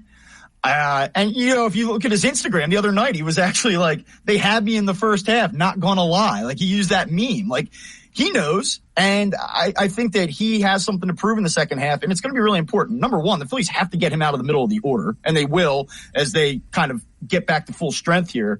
JT Realmuto comes back. I think he gets bumped down 7, 8, 9, 7 and 8 primarily. And then from there, I just expect to see a different player. And then throughout his first 2 seasons, he's been a better second half hitter than he's been a first half hitter, so we'll see. How about Ranger Suarez? Any concerns about him in the innings load? Because he's getting very close to that number of the most innings he's ever pitched in a year between the minors and the majors. So are you looking at him with a close eye? Yeah, look, I mean, I still have a lot of confidence in Ranger Suarez. We know that he's a big game pitcher. I don't know that he is going to be what he was at the beginning of the season for the first 2 months or 10 weeks or whatever it was. But I still think that you have a nice number 2, number 3 type of option there. I'm not betting on him to win the NL Cy Young or anything, but I still think you have a nice pitcher who's just going through it a little bit. I think that the innings and the workload is real. And pitchers do struggle. I would say that last time out against Oakland was a little bit concerning. And going into that start, I was willing to concede, hey, even the best pitchers put together 2, 3 starts in a row where they can't find it. But to struggle the way that he did last weekend was, to me, a little bit of a concern. And I do think that what the Phillies are doing is smart, pushing him off a series. You won't see him this weekend in Pittsburgh. But I think it speaks to the Phillies, I don't want to say concern, but acknowledgement that the workload is real and it's having a detrimental impact on him right now. Couple more for Bob Wankel from Crossing Broad. Don't forget about the Crossed Up podcast as well. Check it out wherever you get your podcasts. Like, subscribe, share it, whatever you guys do on these platforms. I lose track of what we're supposed to do anymore with these things. I mean, I feel like every platform, Bob, not to be on a sidetrack, but it's like, every app is changing their platforms now. So it's like now you can rate on Spotify, where for years you couldn't rate on Spotify, but you don't like on Spotify, but you like it on like Apple Podcasts. You can leave a review on Apple Podcasts. The 5-star review. Right. Yep. But you can follow on Spotify. So whatever you guys do on your podcast platform, just do it. Okay. That's the message. But, talk to us about what they're doing with the rest of the rotation, because I mean, Mercado, I'm assuming he's not the answer anymore at this point. And Taijuan Walker, he's going to return at some point. Turnbull, I know they're starting to ramp him up. I mean, do you look at Tyler Phillips and be like, go out there and get a couple more starts? Like, what are you expecting for that, 5 or potentially 6 spot if they go in that direction? Yeah, it's a good question, and it's something that they definitely have to answer here in the second half. I think, number one, Michael Mercado is not the answer, and I don't know what they're going to do here. Maybe they send him down, let him work. He's got some command issues, struggles to throw strikes. But there's a world where maybe they decide, let's reduce the workload, because I think he got tired pretty quickly against Oakland last weekend. He's got a big arm. Maybe if you just make him a 1-inning guy, give him a look at the major league level, see how he handles that. We'll see. But I don't think he's an option for the rotation at this point. Tyler Phillips, it's been encouraging so far. 0.9 whip through the first 2 appearances against the Braves and the A's. That being said, you look at the numbers in the minor league, it was not something that blew you away. I just don't know that you can really trust him specifically. But I mean, he's been good, and there's a lot of reasons to be encouraged, but I don't think you can bank on that continuing. And if it does, great. So the thing that I look at is Spencer Turnbull, you probably won't see until at earliest the middle of August. So I don't really know that he's an option. And it comes down to Taijuan Walker. Like, what's going to happen with Taijuan Walker here? The hotspot thing that he went on the IL with, like, I think that's real. I don't think that was a phantom injury. At the same time, he has been out for an extended period now. Like, so it does make you wonder, like, did they use this as an opportunity to try to also reset him and try to work on some things so that when he comes back, he's a little bit more effective? Or is he falling out of favor to the point where they try to find him a new home at the trade deadline, where they just say, it just is not working here, we've got to move on? Could they do that? Maybe. All of this is a long-winded way of saying I would not be surprised if they added another starting pitcher at the back of this rotation at the trade deadline, something that we thought made no, like, in what world would you ever do that, right? You've got Taijuan Walker, you've got Spencer Turnbull. They had a surplus. I think that they may go to a 6-man rotation at some point. They're going to need another veteran type to do that, a Michael Lorenzen type. And in fact, if Texas struggles over the next 10 days, like, why not Michael Lorenzen again? You know, he's on a 1-year deal, $4 million. Don't tell Mike Gill that. He'll lose his mind. But that's kind of what they need. I mean, They need a cheaper veteran option who can kind of just fill a handful of starts down the stretch and try to give these guys a little bit of a breather. But that being said, they've got to get off to a good start in the second half here. This schedule is no joke, and the Braves' strength of schedule is pretty weak. Like, the division's not over. So, you know, they might not be able to just glide to the finish line here either. But I do expect them at some point, probably the third week of August, to maybe consider opening up to a 6-man rotation. Bob, there's one guy I do want to talk about a little bit before you get out of here, and it's Johan Rojas. What is his outlook heading into the second half of the season at this point of where we're at? I mean, the trade deadline's right around the corner. How much is that going to affect what they're going to do with Rojas? Yeah, so I mean, I've talked about Johan Rojas quite a bit with Mike on this show. It's something that we talk about all the time on the podcast. Like, I just come back to, I don't necessarily believe in him offensively right now. Now, he's hitting 231 OPS, I think 565 last I looked. Like, it's okay. It's like, better. If you told me that's where he'd be at, I'd say, like, that's kind of what you expected. I think for me, like, I feel that he is the beneficiary of very good luck, though. I mean, I feel like that, and I'm not trying to take anything away from him, but it just feels like to me, it's, a swinging bunt, a 7-hopper. The third baseman's pulled in. He hits a chopper that bounces over his head. There's a lot of goofy stuff that happens with him. And there is a little bit of a skill to that. I mean, there is a little bit of a skill to that, but I just don't know how much you can rely on that. And so in a perfect world, to me, you go out and get a platoon with Brandon Marsh in left field, but you also find an answer in center field that's a more immediate upgrade for this season. It's a lot to do, though. Talk about maybe adding a bullpen arm, another starter, certainly the platoon piece. Like, is Dave Dombrowski going to go out and make 4 trades in the next 2 weeks? I doubt it. So I guess I wouldn't be surprised if Johan Rojas is here, takes the bulk of starts in center field, and they piece around it. But I'm not out on him moving forward. But it scares me a little bit to have him in a lineup in the postseason. I just don't think he's ready for that. I just don't. He's Bob Wankel from Crossing Broad. Give him a follow on the Twitter X platform at Bob_Wankel. Check out the Crossed Up podcast, wherever you get your podcasts. It'll be back on Monday here on the Sports Bash. Bob, enjoy the weekend. Phillies in Pittsburgh. So the good news is, it's a road game, but it's not a late night for you. Yeah, this is easy. This is good. Exactly. Sit down, turn the computer off at 9:15, ready to be about my weekend. Bob, have a good one. Just gotta focus on tonight. All right, gotta get through tonight. Exactly. Gotta get through tonight first. Then you can cruise on through, right? That's right. All right, talk soon. Take care, Bob. Bob Wankel from Crossing Broad. Great stuff from him, as always, here on the Sports Bash. Josh Hennig and Nick Earnshaw filling in for Mike Gill on 97.3 ESPN. We'll talk more Phillies throughout the show. We still have a extended edition of Nick's Nuggets coming up later in the show. But coming up, we'll get back to the football. Emory Hunt, friend of mine from the CBS Sports HQ, a busy man, but he's carving out some time to drop some football knowledge on us. Coming up on the other side here on a Happy Hour Friday edition of the Sports Bash on 97.3 ESPN. You're listening.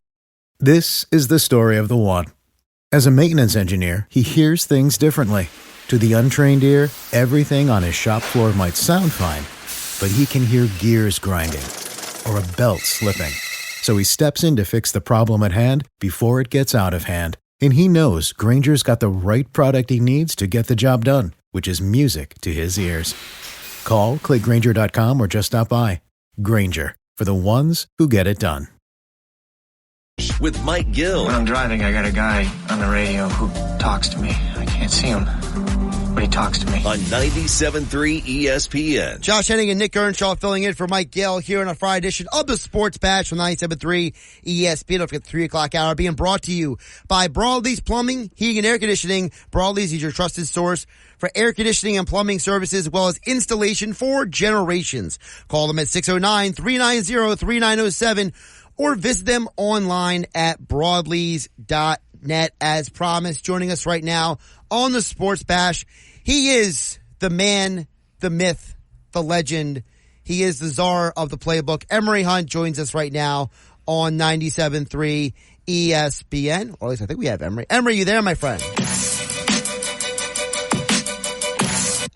All right. I think Emory's going to be happy with Emory's connection there, so we'll try to hook back up with him in just a moment. He was there and then he wasn't there, so it happens. We'll reconnect. Technology, with him. And you know it's happened across the world today. So technology.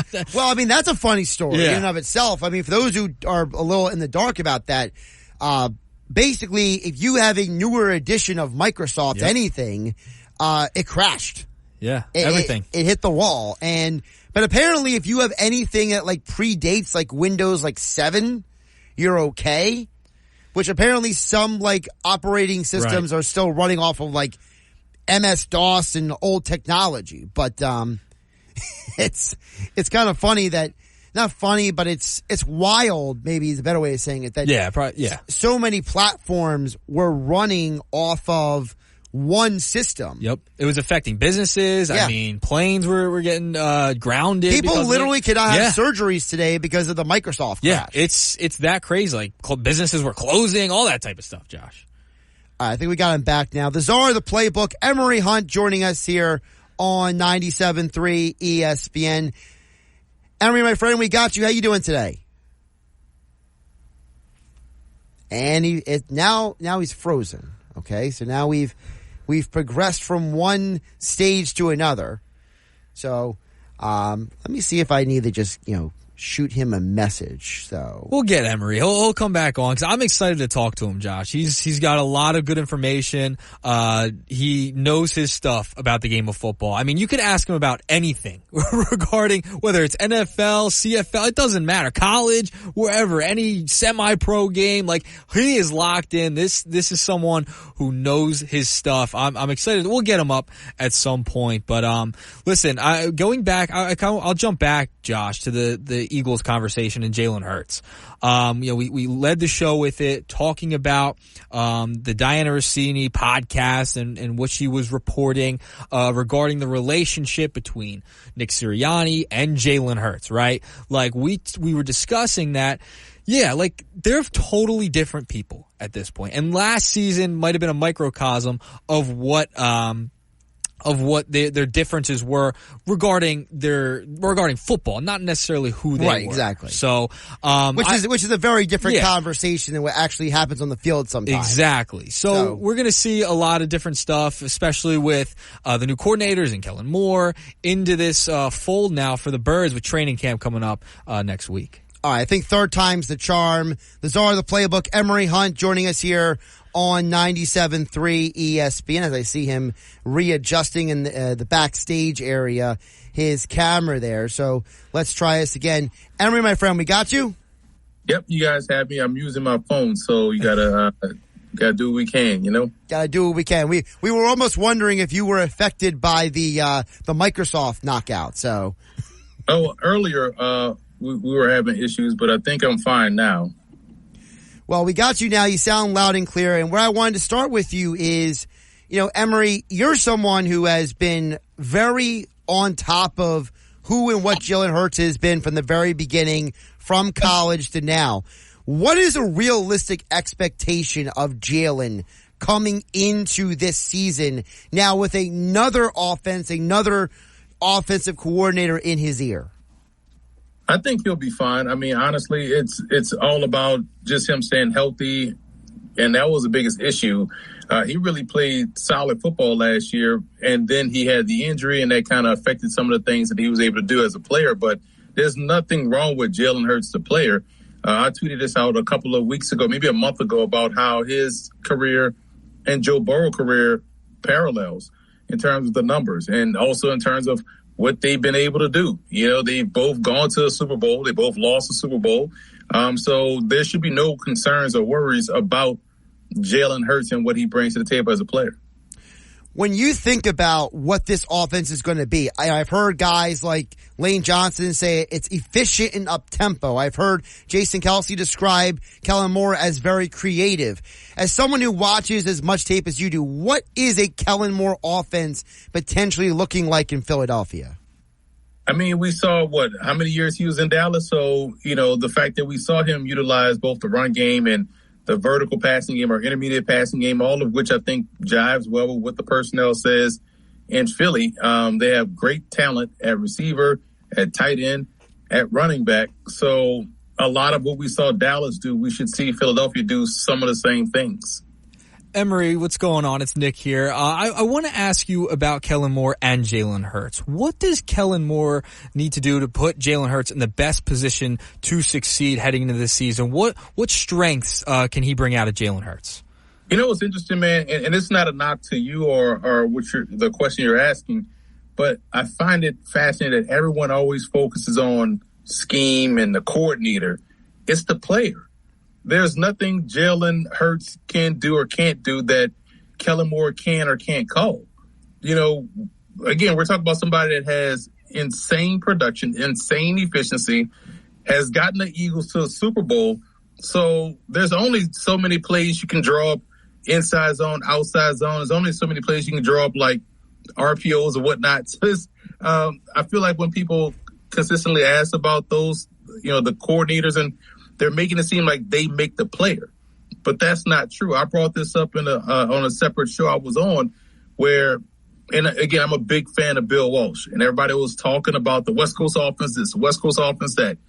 Yeah, it works when you have Joe Montana, Jerry Rice, John Taylor, Brent Jones, Roger Craig, Tom Rathman, a very good offensive line. Then you back up Joe Montana with a Steve Young. Yeah, of course your offense is going to look great, right? So the talent trumps everything, and the Eagles have tremendous talent. What the difference was between 2022 and 2023, the defense sucked. And now that, to me, is the biggest change that we should see moving forward, because he got better pieces on defense than he had last season. So I'm not worried about Kellen Moore. He can call any kind of plays he want to call. We saw it work with Dak, similar kind of quarterback with Jalen Hurts, although Hurts is probably a more powerful runner. Dak is a little bit more of a shiftier runner, a quicker runner. Both throw the deep ball rather well. Dak may have a little bit stronger arm or good velocity, but both are efficient. Both are very productive. Both are able to move the offense consistently down the field. So I have no problems in the offense side of Philly. I expect Philly to average at least 30 points a game with what they have personnel-wise out there on the field. Talk with Emery Hunt, the playbook at F-Ball Game Plan on Twitter, X Football Game Plan on YouTube. Also, don't forget about his weekly on the Ross Tucker podcast, as well as his all over the place on CBS Sports HQ. If I'm forgetting something, Emery, let me know, but you're a busy man, and I appreciate you jumping on with us. You mentioned the defense. I want to ask you about that as well, because the Eagles basically admitted last year wasn't just not good, it was bad. They cleaned house to the coaching staff. They brought in all new linebackers. They brought back C.J. Gardner-Johnson. So what is a player on the defense that you are most interested in seeing what they do in 2024? Those rookie corners, because I think those rookie corners are excellent. You got Quinyon Mitchell. You bring in Cooper DeJean, who can kind of play a hybrid role, but bringing all of those guys into tow. And that's what happened with Philly last year, if we're being completely honest. They just looked old in the secondary, because they are old in terms of the cornerback position. And Darius Slay is a solid veteran, but he's up there in age. So you get younger. You get a younger version of him in Quinyon Mitchell. You get a more explosive, dynamic ball hawk in Cooper DeJean. You bring back Chauncey Gardner-Johnson, pair him up with Reed Blankenship. You got two really good safeties now that also can take the ball away. Maddox is coming back. Listen, so getting better there, getting younger, getting more athletic there helps them out as a whole. And you're getting guys that can play press, that can, that don't shy away from press coverage, that can mirror match with guys inside, and can cover on the back end, turn the ball over. And I know you can't bank on turnovers, but if you have guys that can kind of tie up receivers because they play good man coverage, and you add the fact that you're now going to put your 3 really good D linemen on the field, Milton Williams, Jordan Davis, Carter as well, with those edge rushers that you can now rotate in waves, it generates the pressure. You got good coverage on the back end. That's how the ball gets turned over.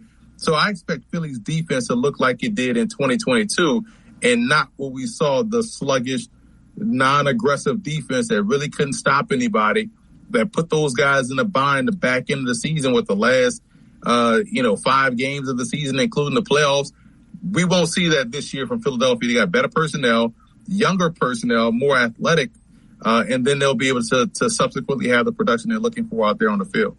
Emory, the Eagles, they lost Hassan Reddick. He goes to the New York Jets, but they bring in a former Jet in Bryce Huff. What can people expect out of Bryce Huff's personality as well as what he can do on the field? He's another one of these guys that are kind of in vogue now. The shorter, squatty, ball get off type edge rushers. So a lot of what they've seen over the course of his career in Brandon Graham, not saying he's a 1-to-1, but the Eagles have had types like that. Trent Cole was one of those guys. Graham is one of those guys. Hugh Douglas was one of those guys. So it's not like they haven't seen these shorter, squatty type edge rushers. I think they're getting that in Huff. Finally gets that opportunity. I'm excited to see what Nolan Smith can do in his second season in terms of growth, and because that's another one that has that same type of ability as well. So I'm excited for what they bring to the table. The most important part was getting both Davis and Carter on the field at the same time and allowing those guys to kind of tie up those interior offensive linemen like they did in Georgia or at Georgia, to where you saw those guys like a Nolan Smith go out there and be able to do what he did from a damage perspective. So that's why I'm super excited about Philly, because I feel like they brought a lot to the table in terms of personnel, and now they're getting a lot of these guys ready to go. Couple more for Emory Hunt before we let him go. I wanted to ask you about a couple other teams in the NFC East, Emory, specifically about Washington. They fascinate me because, I'm not a big believer in Dallas right now because of the players they lost after last year. And I think Jaden Daniels, I don't want to talk about Caleb Williams and all this stuff, but Jaden Daniels, he has a chance to be something special, I think, in the NFL. So what is your perspective on Washington coming into this year? Yeah, they're going to be good. Their issue last year, honestly, was an offense. They couldn't stop anybody. They were 32nd in the NFL total defense and in a lot of defensive categories. So you can't get worse than what they were last year. So I feel like bringing in a Dan Quinn should help them improve. And they don't have to go from 32nd to top 5 defense. They just can't be 32nd anymore. If they can get to 20 with the offense that they have, with some of the personnel pieces that I've mentioned with Philly, they got good receivers themselves. I mean, you got Terry McLaurin, you have Jahan Dotson, you bring in Luke McCaffrey, you have Diami Brown, you got 2 good tight ends, Zach Ertz and also Ben Sinnott get drafted. Jaden Daniels is a +1 type player, helps evens out the math defensively because of his ability as a runner. So their offense should get, 24 to 30 points a game. And if they can get stops, they could just get to 19th in total defense. Then we're talking about a team that could vie for maybe that 6th or 7th playoff spot. I feel like there's about 5 teams in the NFC, with 2 of them that have rookie quarterbacks, in Washington and also Chicago, that could be in play for one of those last 2 playoff spots. I mentioned the Cowboys. I got to ask you about them. They're every NFC East fan's most favorite to hate team out there, right? So, but what is the Cowboys coming into this year after that just ridiculous loss in the postseason? They change defensive coordinators. They lose a couple starters on the offensive line. They bring back Ezekiel Elliott. I mean, I don't even know what to think of that still. But what are the Dallas Cowboys in your eyes heading into this year? They're still a really good team, a solid team on both sides of the ball. I like how they replenished the offensive line. We talked about the Eagles doing what they needed to do in the secondary. I thought the Cowboys aced the draft and bringing in 3 offensive linemen. Cooper Beebe was one of my top interior linemen in the draft, and they got him as a guard coming out of Kansas State. And then when you look at what they already have, you got to like their chances as well. Bringing back Ezekiel Elliott serves 2 purposes. One, it helps give them a pace setter in the run game. That's what they lacked last year. They couldn't set the table running the football. No one respected their backfield, and they couldn't lean on them to close out games. So now they find themselves in a bunch of shootouts. That changes with Ezekiel Elliott, who showed you last year. He still has enough to where he can be, your 4-minute offense guy, your leadoff guy, and then you can let those other backs that they have in the depth chart, fall in place where they need to be. And I think that's the value he brings. Also, he's a good and pass pro, so it helps Dak Prescott get a little bit more time to push that ball vertically down the field. The receiving core, Brandon Cooks just consistently produces at a high level, and we know CeeDee Lamb was about 40-something yards short of the league lead in yards. So we know they have talent there. They have talent at tight end. Biggest thing, sure, they can stop the run. They could not stop the run last year, so they're going to need a big year from Mozzie Smith to step up and be his guy, be what they expected him to be on that defense. I do know Mike Zimmer, and I know I just spent, earlier talking about coaches, but I like that Zimmer brings the attitude to that defense, and he won't let you not, play with the right attitude, the right intensity. And when you add that up front in conjunction with getting back Diggs healthy, we saw Deron Bland catch every interception thrown his way. So you get two ball hogs back there. The aggressiveness picks up on defense. Again, the defense doesn't have to be top 3, but they can't be what they were last year. I don't think they'll be. That's why I like the Dallas Cowboys and Philadelphia to both be, 1 and 2. If you want to flip them, that's fine too. But just both of those teams will be in the postseason and have a chance to make a significant run. For more football coverage at F-Ball Game Plan on the Twitter X platform, Football Game Plan on YouTube. Check out all of his appearances on the Raw Soccer podcast, as well as CBS Sports HQ. He is the man, the myth, the legend, Emory Hunt, joining us here on 97.3 ESPN. My friend, appreciate you navigating technology and jumping on with us. Thank you, Josh and Nick. Hey, listen, I handled this phone pretty well, so I got a pretty steady hand. It's a great job by you. I mean, maybe someone needs to call you for a little help, if you know what I'm saying, Take care. Emory Hunt joining us here on 97.3 ESPN. And our conversation with Emory, of course, being brought to you by Broadleys Plumbing, Heating, and Air Conditioning. Broadleys is your trusted source for air conditioning and plumbing services and installation for generations. Call them at 609-390-3907 or visit them online at broadleys.net. More football conversations still to come, as we are 4 days away. 4 days from Eagles reporting the training camp, Nick. We got Adam Kaplan coming up at Football at 4, powered by the Inside the Birds podcast. All that and more still to come on 97.3 ESPN. Josh Hedday, Nick Earnshaw, filling in for Mike Gill on a Happy Hour Friday. America. We are endowed by our Creator with certain unalienable rights, life, liberty, and the pursuit of happiness. By honoring your sacred vocation of nursing, you impact your family, your friends, and your community. At Grand Canyon University, our online RN to BSN, MSN, or DNP degree programs allow you to balance online coursework with local in-person clinical, practicum, or immersion hours. Find your purpose at GCU. Private, Christian, affordable. Visit gcu.edu. The Sports Bash with Mike Gill on 97.3 ESPN and the free mobile app.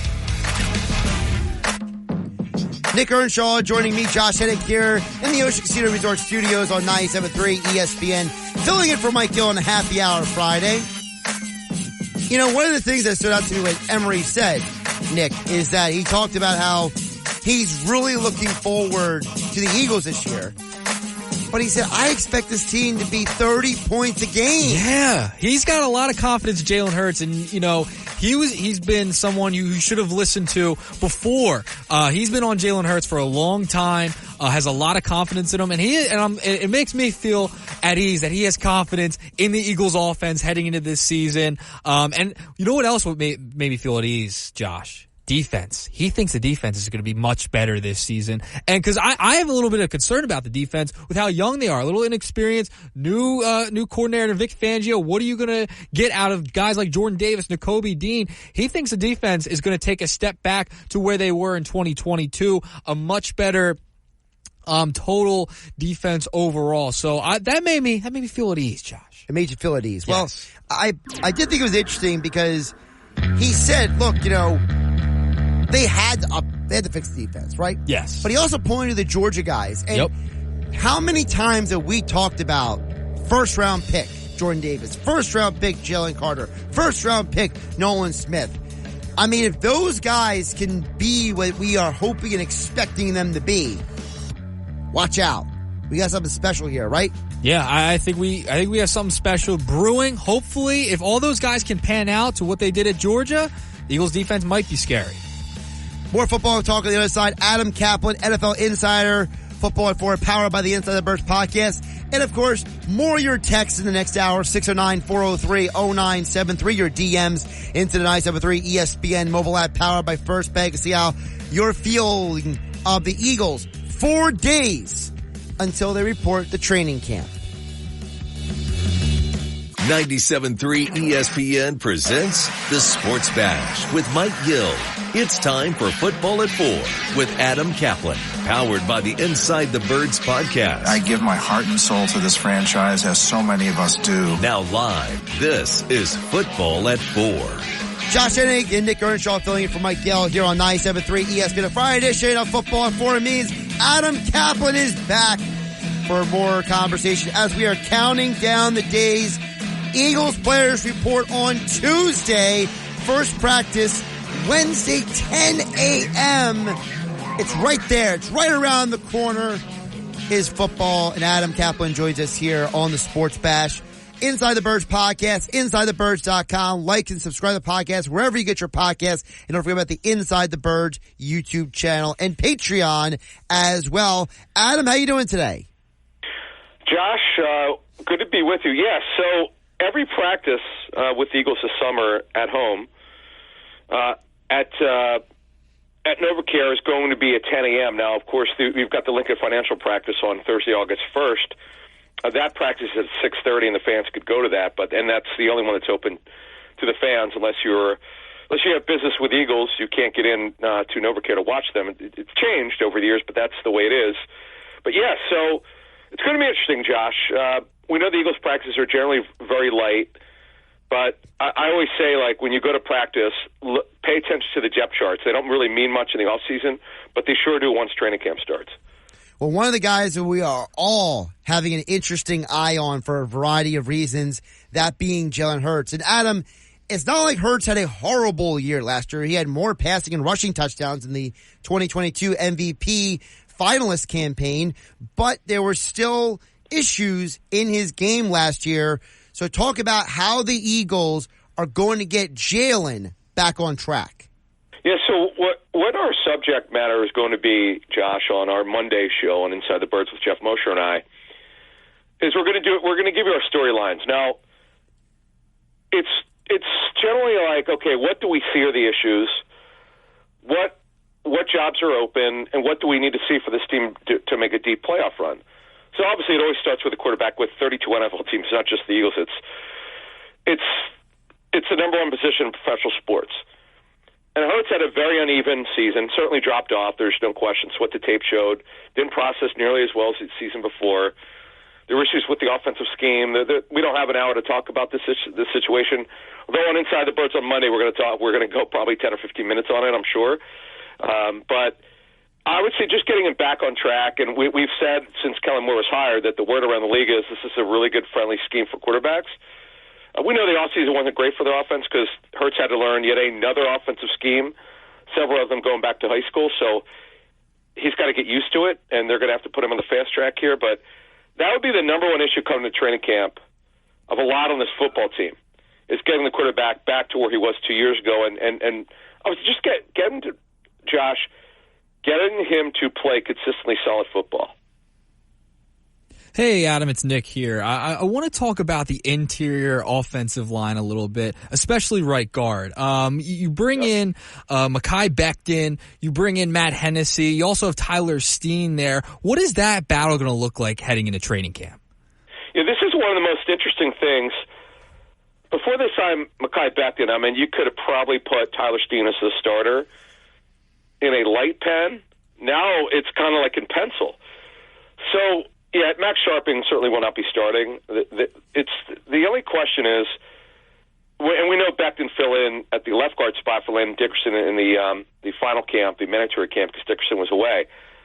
But when you really look at it, Nick, they really want Tyler Steen to start at right guard. They drafted him to be that guy, to be the starter. What stunned us last summer, and we never saw this coming, is they wouldn't even let him compete for it. They handed it to Kim Jurgens. There was no competition. That was bizarre. So we learned our lesson. Hey, you know what? You can't just say he's a lot to win it. Now you add Mekhi Becton, who's never played guard before, and as we reported first and exclusively via our Jeff Mosher on Inside the Birds, the Eagles wanted to cross-train Becton. They thought he could handle playing inside at guard, and he's never played it, but he didn't look like a fish out of water, so to speak. So we're very anxious at that first practice on Wednesday. I know it most likely will be an hour or less. That's typical, and we know the first 4 or 5 practices because they have what's called the acclimation period that teams run now. It's kind of mandatory that you can't go heavy. But I pay attention to depth charts. I pay attention to that. I want to see where Becton's lining up. Is he going to line up at left tackle? Is it back up to Mailata? Fred Johnson, by the way, if that's the case, if they have Becton at right guard, well, then Fred Johnson will definitely be the backup. But we'll take an eye on that. We're going to keep an eye on that when we get to training camp next week. Talk with Adam Kaplan, Inside the Birds podcast. Get it wherever you get your podcast. Like, subscribe, share it with your friends. Adam, of course, on Twitter X as well, at Kaplan NFL.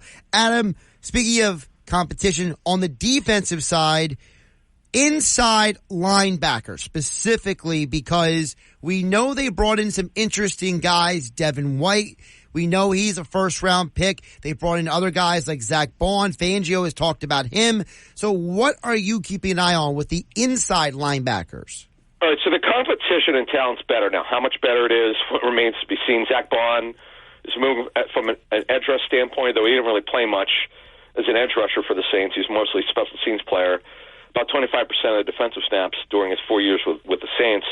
He's going to line up at inside linebacker initially. Doesn't mean he won't be cross-trained at both. You got Devin White, Nakobe Dean, who's got to stay on the field, Oren Burks, Trotter Jr., and Van Sumeren. So they've gotten mostly younger. They've gotten more talented. I know you could go through each linebacker and bring up issues. That's true. That's a fact. But there's going to be really good competition. And it's just, you don't know what you're going to get in the end. And not only will training camp tell you, but the preseason's going to give us a lot. They're probably going to have to, we haven't really talked about this before, Josh, but they're probably going to have to play these guys a lot because, sure, Devin White, I mean, it's not a lock, but most likely he'll start this season, certainly not a lock. If it's close between, let's say, Dean, Bond, White, Burks for the starting jobs, for those 2 inside backer jobs in this scheme, then they're going to have to play these guys a lot in the preseason to find out who's going to be the winner. So this is another one where, you know what, this could be pretty good competition. Adam, speaking of competition, looking at the cornerback position, I mean, there's the logjam of young players there. Obviously they drafted Cooper DeJean as well as Quinyon Mitchell. They have Kaylee Ringo as well. Looking at the future of the cornerback position, what are your expectations heading in to training camp this year? Yeah, so Nick, here's something I got today, and this is interesting. Actually, I should say over the last 24 hours. So I was talking to a defensive coach who works for an NFC team who his job for the draft was he was assigned corners and linebackers, a really front seven player. He didn't get safeties, he was given corners. He said, I'm going to be honest with you, DeJean is not a corner at the next level. I told him that the Eagles may play him there. He goes, he doesn't see it. He goes, it's not going to work. He goes, this guy's a safety.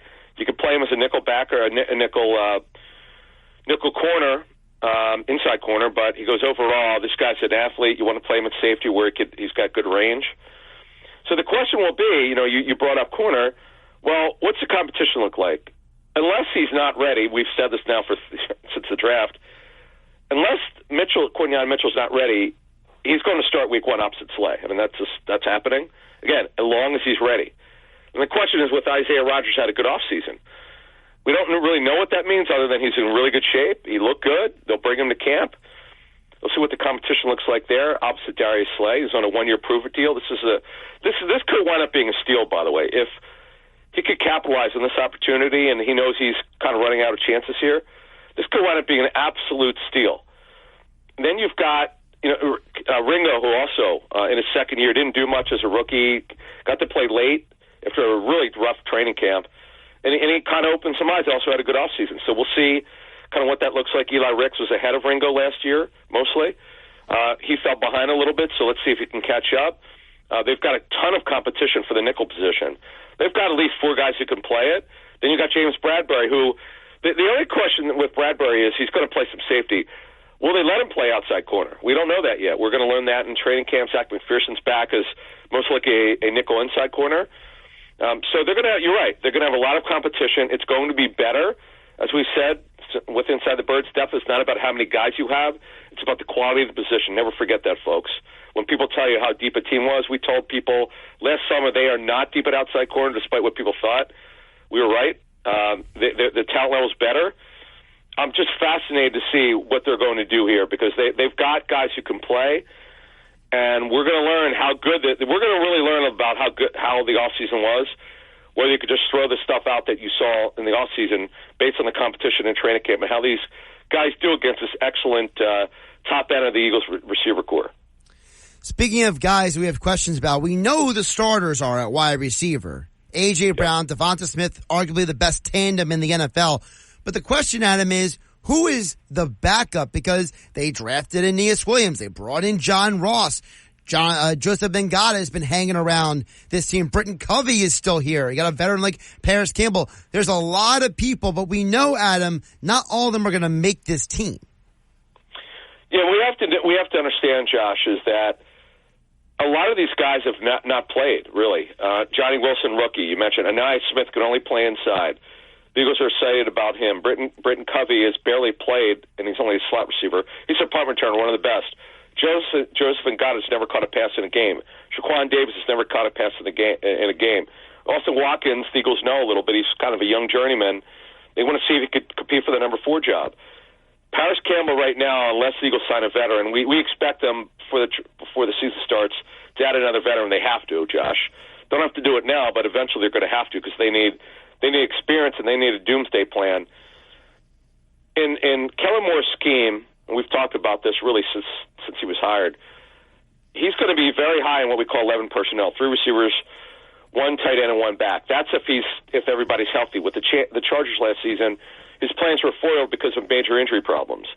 But his history shows, going back with Dallas, if he's got enough players, they're going to play a lot of heavy 11. They're going to play some 10, which is 4 receivers, guys in 1 back and no tight ends. He'll do that too if he believes in the receiver. So guys like Johnny Wilson have a real shot to contribute. Aeneas Smith, who came on late in OTAs because he was coming back from his foot problem, which he had a procedure on, and they just don't have the experience. They're really light on depth. This is really an issue for me, Josh.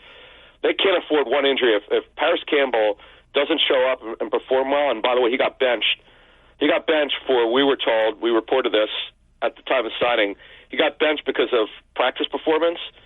He's got to be better. And they don't have a parachute here. There's really no one else, guys. So this is a position, they're backups that bear watching in training camp. Adam, looking at the interior part of the defensive line, obviously Fletcher Cox retires, Jalen Carter, Jordan Davis, they now have to step up. Behind them, Milton Williams, Tui Pelotu, those guys, what should people know about the defensive line behind Carter, behind Davis heading into next year? Yeah, so Nick, what they're going to do is they're going to, in this scheme, and we saw this last year, you basically play with 3 down linemen. It's really 3 guys down. It'll be Milton Williams, Jordan Davis, Jalen Carter. 2 guys up. They play on the ball. The outside, they're really not linebackers. They're edge rushers. Bryce Huff, obviously, and Josh Sweat will be your starters. That's your 5-man front. But behind that, and you just mentioned it, Moro Jomo barely played as a rookie. But the Eagles are very high on him. We said this since he was drafted and just didn't contribute. They have nothing in terms of experience. In fact, they're the only NFL team that does not have a vested veteran on their defensive line. There's another team that had only 1 guy, but the Eagles have 0. So there's no parachute here, guys. They can't afford an injury. This is another one. We expect them to add a vested veteran, someone who's been there and done that before the NFL season starts. You don't have to do it right now. You don't have to do it to start a training camp, but at some point they're going to have to add it because there's no parachute here now without Fletcher Cox. This is this is something to watch. And another guy to watch is Gabe Hall, who's got a lot of talent, untapped talent from Baylor. I mean, this guy's 6'6", 300 pounds, a lot of ability, really underachieved at Baylor. He's going to be coached by Clint Hurt, one of the best D-line coaches in the National Football League. Keep an eye on him in training camp. He's Adam Kaplan at Kaplan NFL on the Twitter X platform. Inside the Birds is the podcast. Like and subscribe wherever you get your podcasts. Also, forget about the Inside the Birds on YouTube, as well as Inside the Birds on Patreon. And the next edition of the pod drops Monday morning. Right, Adam? Correct. Yes, 6 a.m. And also for Patreon, we make our announcements for the fall on Monday morning as well. So can't wait to announce that. We've got some big surprises. And let's just say Greg Cosell, our friend from NFL Films, is going to be heavily involved in what we do going forward on Patreon. Very, very cool. Adam, great stuff today. Enjoy the weekend, and we'll talk soon. You too, guys. Thanks. Great stuff there from Adam Kaplan here on 97.3 ESPN. Of course, Football at 4 is brought to you by the Inside the Birds podcast. I got to highlight, though, one of the things Adam said there. Cooper DeJean, he was told, is not a corner. Now, this is a fascinating conversation we could have for a moment here. You and me. Keep it right here on 97.3 ESPN. Josh and Nick Earnshaw filling in for Mike Gill. This is a fascinating conversation because if, and I say if, Cooper DeJean, as this scout told Adam, is not a corner, that he is a safety, as Adam called him, he's a hybrid, then are we talking about a player who is not going to be part of the conversation on the outside? And if he's not part of the conversation on the outside, are you looking him more as maybe a backup nickel? Is he a backup safety? Are you talking about a system where you maybe play 3 safeties, right? Maybe like C.J. Gardner-Johnson, Cooper DeJean, and Reed Blankenship back there. You know, are you saying to Reed Blankenship, hey, you're going to be more of a box safety. We're going to play DeJean and C.J. GJ as cover safeties, right? What do you think that could be is the question, because I got to tell you, I think Cooper DeJean has a lot of potential in the NFL. I think the dude is a great instinctive player. But if people are already saying, hey, this guy doesn't have, whatever it is, the hip fluidity, right? Or he doesn't have the elite back pedal ability, or he's not someone who can go stride for stride with some of the best receivers in the NFL. If they're already determining that, because remember, when he was asked what has he been working on in rookie camp a couple months ago, what did Cooper DeJean tell Kay Adams? He told her, I'm working on a lot of things, but they got me a nickel corner and safety right now. He didn't say outside corner, right? So that's a very interesting distinction for the rookie. Yeah, especially with how much depth the Eagles have at corner right now, especially young depth, right? I mean, they take Quinyon Mitchell in the first round, and then they go back-to-back and take Cooper DeJean in the second round. So, that's big stuff right there. If he's going to move to kind of that roaming around type of safety, playing a little bit of nickel here, being very versatile in that spot, I'm very curious. I mean, maybe it might have a little bit to do with that, hey, the Eagles do have a lot of corners. That's probably one of the reasons why they took him, because they don't have a ton of depth at the safety position. They have C.J. GJ. They have Reed Blankenship. Sidney Brown's coming off an injury. Yep. After that, it's like, who else do you have? DeJean, if they think he's more of a safety, then that's big. That could add some depth into that aspect of the secondary where they're at, instead of, having to worry about him playing on the outside at cornerback. I mean, they have Isaiah Rodgers. They have Quinyon Mitchell, Kelly Ringo, Eli Ricks. I mean, all these young names. Josh Jobe. Yeah, if you can move DeJean to safety and have him kind of roam back there, I think that could be giant, and it'd be very beneficial for the Eagles on the defensive side, because now you have an abundance of talent out there all at once. And if everyone thinks Cooper DeJean is an elite athlete, right? Yes. Like, everybody knows what kind of, even Darius Slay has talked about what kind of athlete he is. If DeJean is as good of an athlete that everyone says he is, you could argue that he should be able to go out there and play this hybrid joker, whatever you want to call it, position. This was Darius Slay. He joined Chris Long on the Green Lake podcast a couple of weeks ago and said this about Cooper DeJean. He's special. Like, I saw Cooper DeJean. I saw him in high school playing basketball, right? Saw him just doing some windmill dunks and all kinds of crazy stuff. I'm like, woo, like, and then like I commented on there like literally like 4 years ago. He commented back, said appreciate it and whatever. Then next thing you know, he drafted to us. Funny, interesting thing. He said he already saw a guy that was special, and then he's like, oh, now he's with us. That changes everything. So, you know, these are NFL, not just you and me, Nick, or not just Adam Kaplan. These are NFL players saying, this dude's impressive. So if he is that athletic, then frankly, he should, and I say should, be able to, I'm not saying he is this player, but he should be able to make the corner to safety transition like a Malcolm Jenkins, like a Charles Woodson, like a Rod Woodson. He should be able to make that shift without too much trouble. Yeah, I don't think we're going to really have to worry about DeJean making that shift to safety. And, you know, the Eagles will play a lot of nickel, right? I mean, they'll have him in that position, playing there a lot. I could see that for sure. I mean, kind of the Malcolm Jenkins role, right? Like that could be something that they could use DeJean for. And, you know, God forbid that CJ goes down, maybe DeJean can slide into his kind of a role, right? Like on the type of player he is. So there might be some similarities there in what DeJean can bring as well as what CJ brings, but they can get really creative in the secondary with the versatility that he could bring. And I don't think it seems like any of the players, Slay, and the Eagles are too worried about him making that little bit of a transition into the secondary. He's Nick Earnshaw. I am Josh Hennig, filling in for Mike Gill here on a Friday edition of the Sports Bash on 97.3 ESPN. Still to come, the Phillies lineup is out for tonight's game, so we will be getting to that coming up, as well as Nick and I both have some issues with the ESPN 100 greatest athletes of the 21st century. Plus, we got an extended edition of Nick's Nuggets as well. All that and more still to come. And you guys out there, thank you for listening to 97.3 ESPN. Look forward to hearing from you at 609-403-0973 on the text board and your DMs into the 97.3 ESPN mobile app powered by First Bank. See how here on a happy hour Friday edition of the Sports Bash. We have the perfect. This is the story of the one.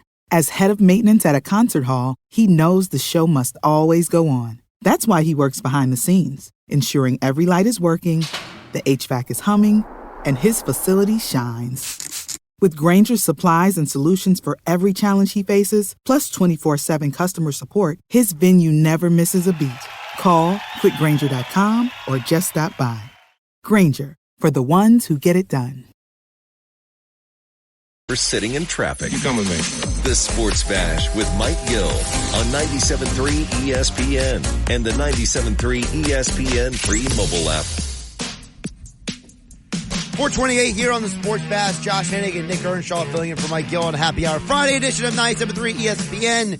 As always, you guys can send us your Happy Hour Friday recommendations. What are you doing this weekend? What are you up to? What is going on with you guys out there? It's supposed to be a beautiful weekend weather-wise. That's the real reason why Nick Earnshaw is not working tomorrow, because he's bailing on all of us and going outside. I am. I'm going to be outside, kind of inside at times, but it'll be fun. I'll be in Cooperstown for the inductions to the Baseball Hall of Fame this weekend. No Nick Earnshaw tomorrow in the locker room. There'll be me filling in for Nick tomorrow in the locker room with Billy Schweim on 97.3 ESPN. I know some of you out there are probably shaking your head and being like, Josh is always working. What is Mr. Everything? That's you. Yeah, Mr. Everything. We said you're Mr. Everything at 97.3 ESPN. Mike McGarry's Mr. Everything over at the AC Press. Yeah, exactly.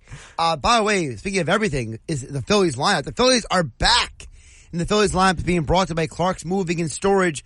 Moving is a breeze with Clark's Moving and Storage located in Rio Grande. Phillies lineup is Kyle Schwarber, Trey Turner, Bryce Harper, Alec Boehm, Nick Castellanos, Edmundo Sosa, Weston Wilson, Garrett Stubbs, Christian Pache. So a couple of interesting notes. First of all, off the top, the fact that Pache is starting instead of Rojas to me is pathetic. Yeah. I mean, Pache, he either has to have blackmail in the Phillies organization or something. The dude is the greatest waste of a roster spot on planet Earth.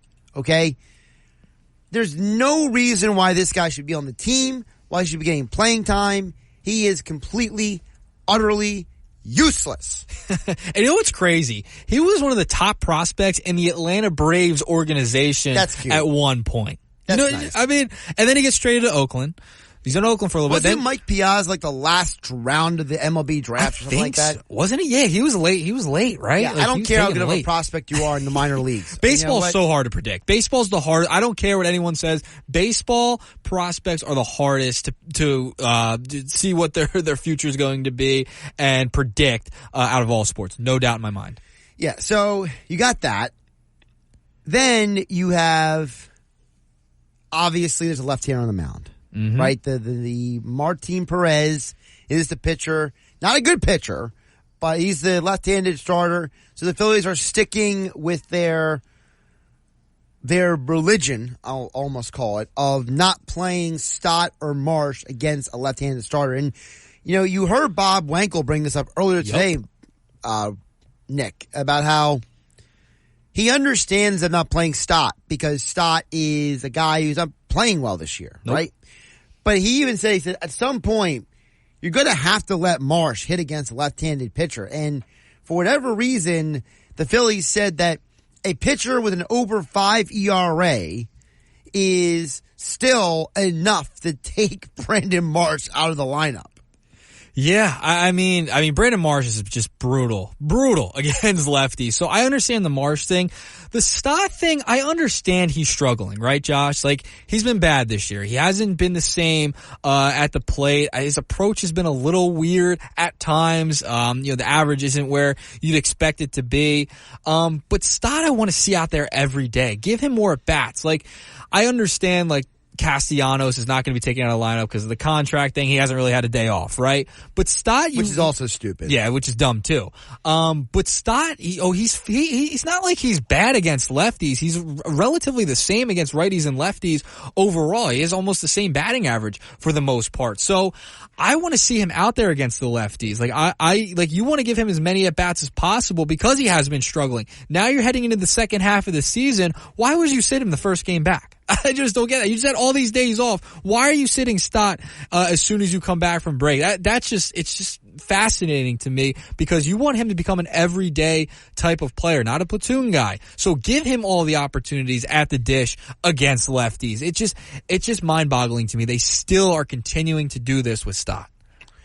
It's very interesting that they are so committed to this, and this is why I keep saying, Nick, you got to get a right-handed bat. Yeah. And if Bob Wankel says Tommy Pham is not the guy, and if Brent Rooker, by the way, who's a journeyman, people forget that. Brent Rooker was a nobody for the last couple of years with the A's. Yeah, it was an all-star last year, and that's when he kind of popped off. But before that, he was nothing. Yeah, nothing. He was nobody. He didn't turn into anything until last year. If you don't want to take a chance on a journeyman, and you don't want to go out and bring in a bad locker room guy like Tommy Pham and Jazz Chisholm, well, you better get somebody, whether it's Lane Thomas, right? Whether it's, Cody Bellinger actually hits almost better against lefties and righties. Right. So, but you got to go out and get somebody to complement this team because there is no way on God's green earth that anyone thinks that Weston Wilson and Christian Pache are a good option against left-handed pitching in any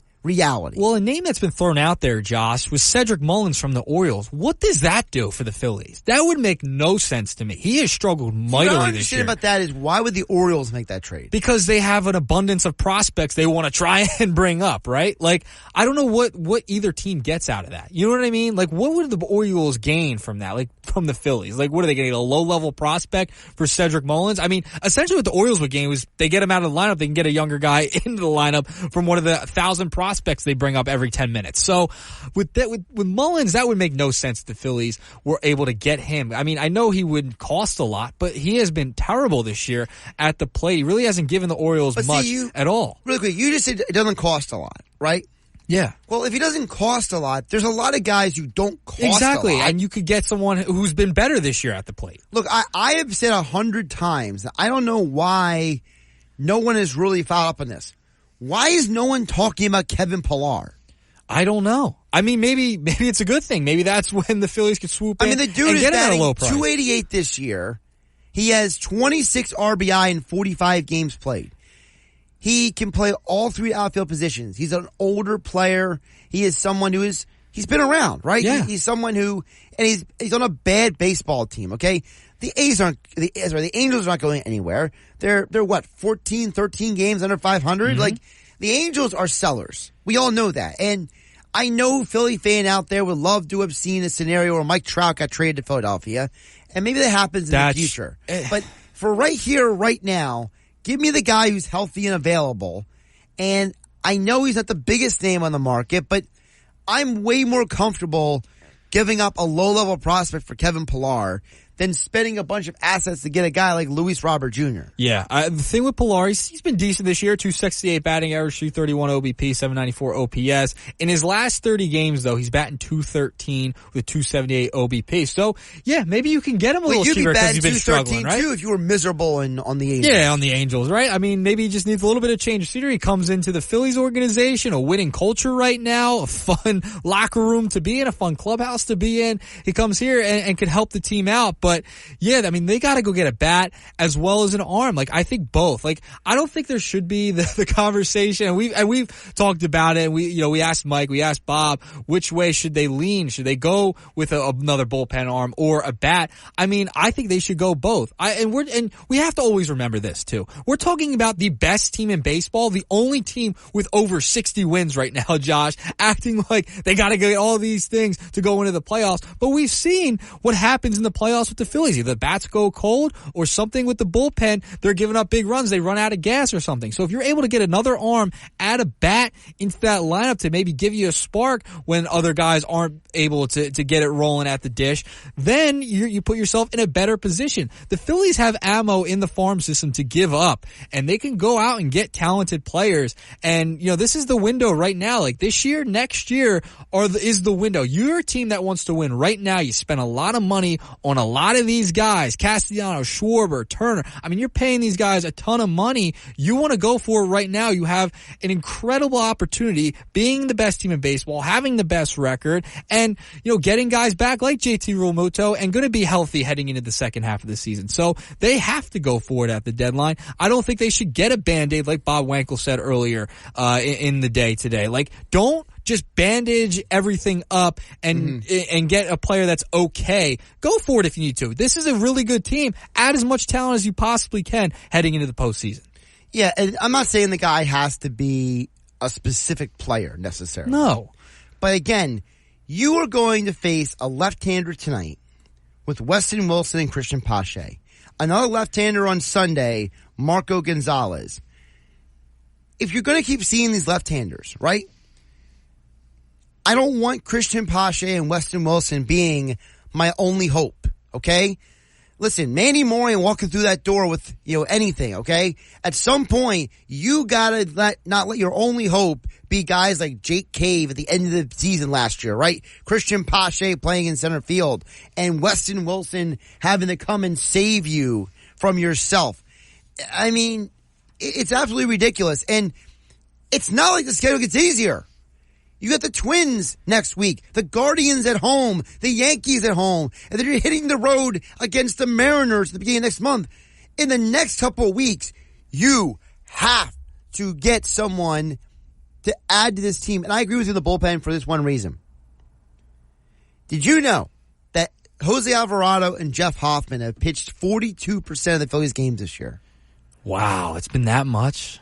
So if they have pitched that much, you need at least one other arm out there to just not feel like you have to go to Alvarado, Hoffman, and Strom every single time you're in trouble. There needs to be another guy. And again, it might have to be Mason Miller. Okay, there's a lot of argument out there that there's discussion they might not even trade Mason Miller. Yeah, because he might cost too much. He might have to give up too much to get him. It's also, here, let me get the audio. So Jim Duquette was on with Mike Gill, the former Major League Baseball general manager.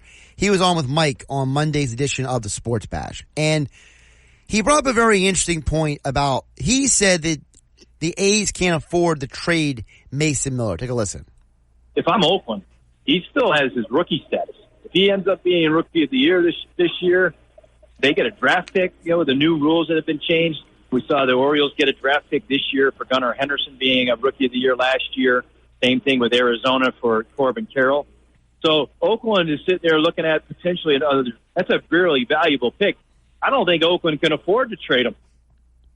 So if Oakland can't afford to trade him, as Duquette says, then maybe he gets traded next year, when the draft pick is not in play. Because we all know the A's value assets and prospects more than actually winning baseball games. Yes, they care about having a ton of young players in their system, but not really, they don't care about winning games. They don't care about their fans. They don't care where they're playing. I mean, it's a mess out there in Oakland, but it wouldn't shock me if they traded Mason Miller, right? Like, this is the A's. They aren't a very well-run organization. No. And for Duquette to say that, it would be like, yeah, maybe we should hold on to him. What do we have to lose? We're not going anywhere this year or anytime soon. We're only going to a AAA park next year. That's the only thing where they're going. So when it comes to Mason Miller, it wouldn't shock me if they still trade him because, they can get a lot of value for him and get some top prospects back into their system. But they're probably going to they're not going anywhere with a closer. I mean, he's a closer, but there has been talk that he could turn into a starter. Well, there's that too. But my larger thing is it's going to take a lot to get him. Yes. And at some point, the Phillies need to make a decision. When they acquired Brandon Marsh and Noah Syndergaard a couple of years ago, they traded away Logan O'Hoppe and Mickey Moniak, right? O'Hoppe has turned out to be a good, not great catcher, but he was blocked at the major league level, right? Moniak has turned out to be a solid major league ball player. Not a good one, just he's okay, right? So are you willing to give up more than that? J.P. Crawford, they traded a couple of years ago, right? For Gene Segura. Yep. He has turned out to be a solid to good ball player, not a great ball player. Those are the kind of players you have traded away in recent years. Ben Brown to the Cubs. Good pitcher, not great pitcher, right? If we really think that some of these prospects like the Aiden Millers and the Justin Crawford and the Andrew Painters are going to be better than the guys that I just named, are you really willing to trade those type of prospects? Yeah, and you got to give something up to get something, right? I mean, it's a tale as old as time. For the Phillies, I mean, they have more depth in their farm than they have had in recent years.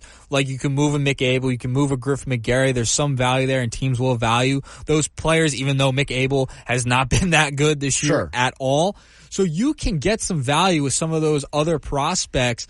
But for a guy like Miller, the Oakland A's are going to at least ask for one of those players plus a couple of more prospects in a deal for a Mason Miller. So, any concerns about the fact that he does have a little bit of a health history? Yeah, I mean, there has to be concern, right? I mean, that could be something you use as leverage if you're Dave Dombrowski. Be like, well, he does have a little bit of a health issue and that could drive down his value a little bit. And Dave Dombrowski, I'm sure, would use that in a conversation. But it does concern me a little bit, especially all pitchers nowadays who are throwing over 100 miles an hour. Sure. It makes you nervous a little bit because they're throwing so hard. It's not a natural motion, the pitching motion. It's just not natural. So when you're throwing 100 miles an hour, it puts a lot of strain on that elbow, and it's something that you should be concerned about. Now, Miller is not a starting pitcher, so he doesn't have as much strain as some of these other pitchers as well. He's a bullpen piece. He's a closer at this point in his career. There's been talk about him maybe possibly becoming a starter, but right now he's a bullpen piece. So the level of concern isn't as strong because he's not pitching as many innings as a starter would. So really quick, for you, Bob Wankel mentioned an hour ago about the idea of what if you called the Nationals, acquired Logan Thomas and a pitcher, whether that would be a Kyle Finnegan or a Dylan Floro, right? Yeah. What if you got two players, both from the Nationals? How appealing is that to you? Because I know for me, the Finnegan question is interesting because he does average a strikeout per inning. Right. A little over that. I think it's like 42 and 40 innings or whatever it is. So I am intrigued by that. That does interest me. I do think that would be a very valuable piece to pick up. If you walked out of this deadline with Lane Thomas and Kyle Finnegan, would you, Nick Earnshaw, be happy? Yeah, I'd be happy with that. I think those are two players that can contribute right away. I think they can give you something. They're going to make you better automatically, for sure. Now, I don't know what they're giving up in that deal, but I think those are two players that could really elevate you heading down the line. It solves a lot of your issues, right? Wait, I'll tell you what you give up in that deal. What do you give up? What do we give up? Mick Abel? Griff McGarry? Listen, I think Mick Abel's a bust. Yeah. If you told me that I needed to trade Mick Abel and Kava to get that deal done, I'm doing it right now. Yeah, I would do it too. Now, can I pose another question to you? Sure. You brought up Kevin Pillar just a little bit ago. Angels. What about Carlos Estevez, their closer? He's been really good this year as well. June. Does he have a bloated ERA though? It's under 3. Is it? He has an ERA under 3, I believe, and he's 16 saves on the season. He was the June AL reliever of the month, too. So you could kill two birds with one stone. Wouldn't have to give up a ton to get those type of guys. They give out a reliever of the month award? Yeah. I didn't know that. You didn't know that? Yeah, they give out awards all the time. Well, I know they do player of the month. Player of the month. I know guys like Bryce Harper and Schwarber, they've won that award in the past. Reliever of the month? Reliever of the month. For Carlos Estevez. Shouldn't Rolaids be sponsoring that? In the month of June. yeah, right. So what are the random facts the sponsors of certain awards and stuff? Well, really quick. So I pulled up Estevez. So he has 17 saves this year in 31 games pitched. So he has pitched less games than Alvarado, Hoffman, and Strom. So he's a little more rested than those guys. 2.61 ERA, so that is very good. 31 strikeouts, 31 innings. I'm good with that. I can work with that. How old is he, though? 31. 31. Okay. Does Dave Dombrowski have the confidence that he can call the Angels again and offer them something to get something? It seems like they have a good relationship, right? Do they, though? I mean, they send... Is there a part of the Angels that are like, dude, you gave us Mickey Moniak? Well, that's their fault. I mean, they gave us Noah Syndergaard. They gave the Phillies Noah Syndergaard. So, I mean, Noah Syndergaard started a World Series game, so... But Noah Syndergaard wasn't very good. Come on. I mean, it was at the end of his career. He's one of those players, Noah Syndergaard, is that when you look at some really good players throughout their career, when they end and they're falling off a cliff, him in a Phillies uniform just will not look right in the long run when you look back at Noah Syndergaard. It's like, wow, he played for the Phillies? It's kind of like the Jose Bautista thing. Like, Jose Bautista played for the Phillies. You're not going to remember him at all, and it's going to look weird when you see him in that uniform. I was going to say more like Carlos Santana playing for the Phillies. That's true, too. But Bautista, that's weird, too. It was weird, but I felt like, it's like the story of like Steve Carlton ending his career with like the Cleveland Indians. Right, yeah. It's like, wait, what? How did that happen? I know, I'm going to ask the question that I know the Philly fan out there is asking on 97.3 ESPN. Couldn't you just do a crazy package, even though he's injured, and just get Estevez and Mike Trout and Kevin Pillar all in one shot? Can we stop with the Mike Trout stuff? Can we just enough already? It's that time is past at this point. For this season, no. I mean, you're trying to win a World Series this year. Mike Trout wouldn't make sense right now. I mean, he's coming off an injury. You don't know what you're going to get out of him. But what if you have him for the postseason? I don't know. Remember, Kyle Schwarber missed a chunk of the 2016 World Series Cubs season, and he became a huge part of them winning in the playoffs. What if you get to the World Series? What are you doing to me, Josh? And you have Mike Trout at the plate, Game 7, bottom of the 9th, tie game. How do you go? Don't you want that? How do you go from Kevin Pillar 5 minutes ago to Mike Trout? Now we're on the Mike Trout discussion again. No, we're not getting Trout. It's not happening. I'm sorry to be the bearer of bad news. Mike Trout's not coming here this year. It's not going to happen. You can't take the risk of the injury history he has. I love Mike Trout. Mike Trout is the best player of this generation, in my opinion. But the injuries are an extreme concern. The Phillies have already dealt with them throughout this year. They stayed the course, but you're trying to solve an issue right now, Josh, in center field and left field. You need a right-handed bat? No, I'm not going down that path right now. I'd play it more safe than going after Mike Trout. We'll wrap up the 4 o'clock hour. Coming up next, Josh Hennig and Nick Earnshaw filling in for Mike Gill. Happy Hour Friday edition of the Sports Bash on 97.3 ESPN. This is the story of the one. As a maintenance engineer, he hears things differently. To the untrained ear, everything on his shop floor might sound fine, but he can hear gears grinding or a belt slipping. So he steps in to fix the problem at hand before it gets out of hand. And he knows Granger's got the right product he needs to get the job done, which is music to his ears. Call, click Grainger.com, or just stop by. Grainger, for the ones who get it done. Mike Gill. Do I have everybody's attention now? On 97.3 ESPN and the 97.3 ESPN free mobile app. He's Nick Earnshaw. I'm Josh Hennig, filling in for Mike Gill here on 97.3 ESPN. Don't forget all of our conversations throughout the show being brought to you by Boxing Insider Promotions. Boxing event of the summer returns next Friday, July 26th. It's going to be a busy day next Friday, Nick Earnshaw. Yes, it's your birthday. You're abandoning us next week. Yeah, but Mike Gill he's going to be out at Giuliano's for Happy Hour Friday tour, and I will be at Tropicana Atlantic City for the fights next Friday night. You can come out and watch Boxing Insider Promotions event of the summer. Undefeated junior middleweight Justin Figueroa back in action in the showroom at Tropicana Atlantic City, along with top-rated heavyweight Otto Wallen, as well as Absecamia High School graduate Bruce Selden Jr., all on the card. Tickets are on sale right now at Ticketmaster.com. I know that Justin will be in with Billy on Sunday. Yes, he will. Larry Goldberg, the promoter for Boxing Insider Promotions, will be with Billy tomorrow. And then Justin will join me on Tuesday as well. So we got you covered with all of this great boxing event this Friday. Next Friday, I should say. Today's Friday. But next Friday, we will be...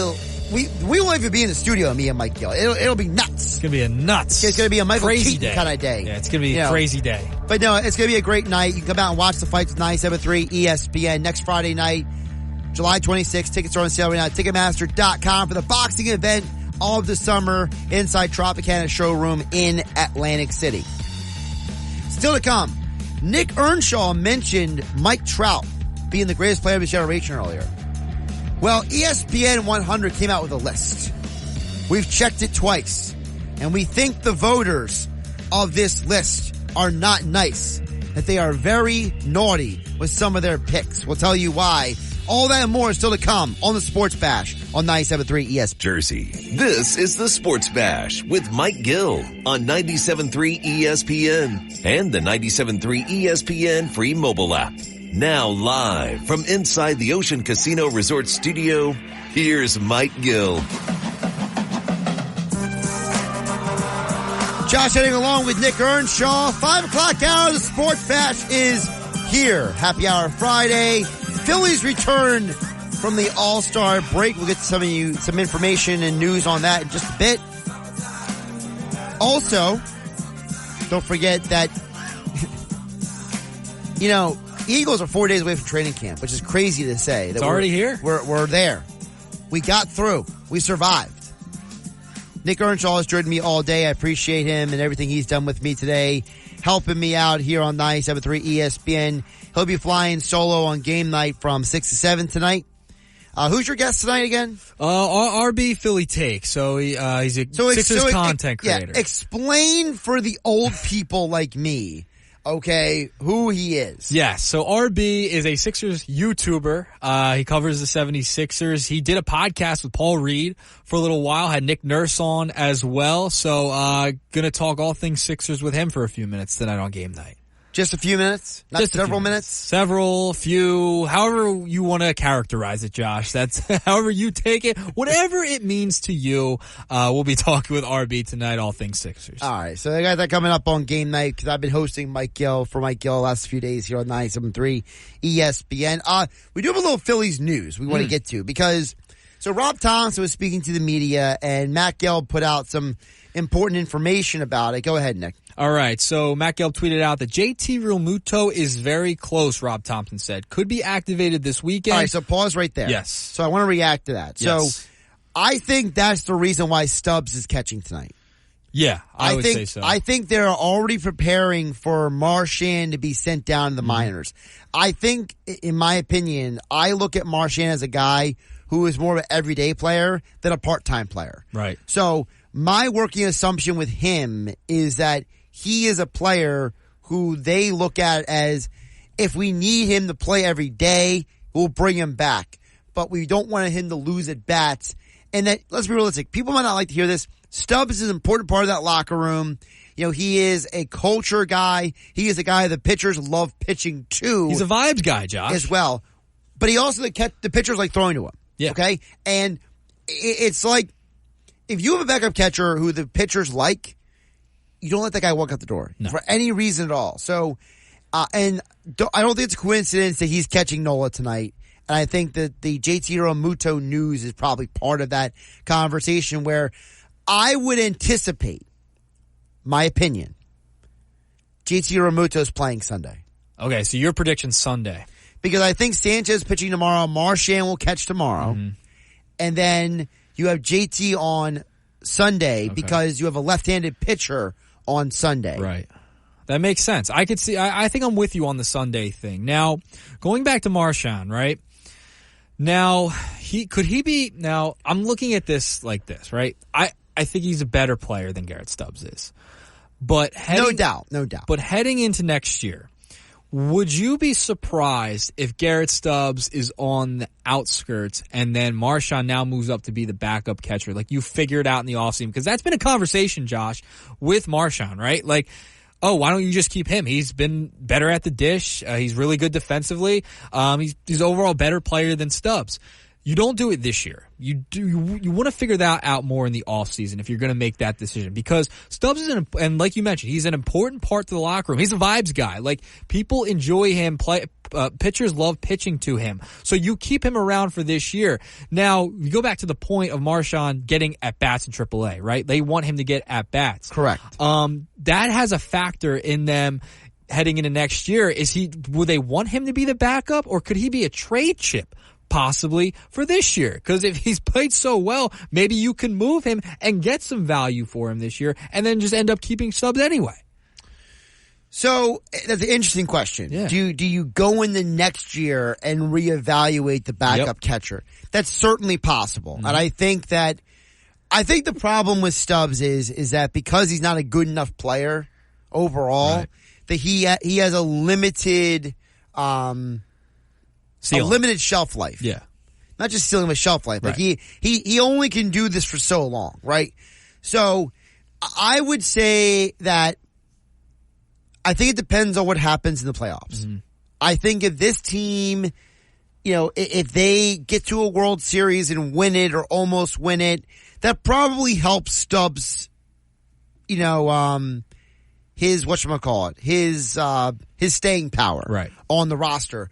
Whereas, like, if they lose the NLCS again, then the conversation is going to be like, well, you kept this guy for the vibes and the good times and all this stuff, and you couldn't even get to the World Series. So it's like, I think that might be part of the conversation. Yeah, I think it definitely will be. But I think JT Realmuto will be back Sunday. I'm with you on that. I think that makes sense. They're saying this weekend. Sunday probably sounds about right for the timeline for Realmuto. Now, I do want to also add, Matt Gelb also said, let me pull it up here, that both Zach Wheeler and Ranger Suarez threw and are good to go for Minnesota next week. The order's still to be determined. So, for those who don't know, the Phillies have announced their starting pitchers for the next 3 games. Then there's a gap of 2 games. And then the same 3 pitchers again. So it's Nola tonight, Christopher Sanchez on Saturday, and Tyler Phillips on Sunday. Then nothing Monday, nothing Tuesday. Then it's Nola Wednesday, Sanchez Friday because they have a day off Thursday, coming back to Philadelphia, and then Phillips on Saturday. So there's 2 keys I want to bring up here. Number 1, I'm assuming that Wheeler's going to be the Monday guy and Suarez is going to be the Tuesday. Because I think they want to give Suarez as many days as humanly possible. Because again, as we talked about with Bob Wankel 2 hours ago here on the Sports Bash, the guy has not pitched this many innings he's on track for ever in his career.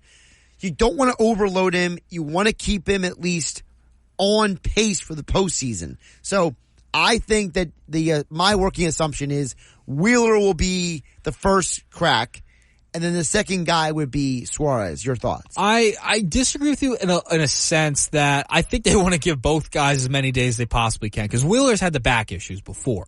And you want to give him as much time as he possibly can to get healthy. He is your ace. He is your number one guy. Now, I get the argument with Ranger and the inning stuff. But I think you would rather give Wheeler the extra day off because of the back issue, that he's had. And he's had issues in the past. He's your top end guy. He is your ace. You want to give him as many days as you possibly can to have off and get that back feeling right again, especially at his age. Ranger's also a little younger as well. So I think Wheeler, I think it should be flipped. I think I would rather go Ranger on Monday and then go to Wheeler in the following game, just because the back issues concern me with Wheeler's age and what has happened in the past with Wheeler. I would just disagree with you a little bit there.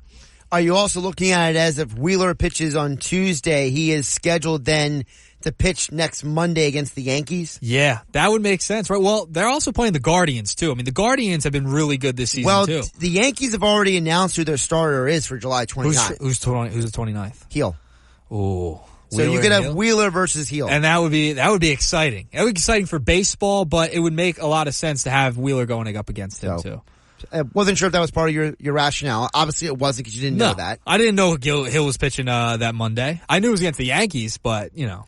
Yeah, well, apparently the Yankees are one of the only teams that have announced that pitching beyond like this weekend. Yeah, because you have back-to-back. I mean, the Guardians are really good too. They are, yes. They're really good. I mean, they've been fantastic all season long. So you have back-to-back series against Guardians and the Yankees, two of the top teams in the AL all season long. So, I mean, it's a coin flip. It doesn't matter really who pitches which games, because both of those teams are really good overall. I will say this as well. So I mentioned there's another point I want to take away from this upcoming schedule.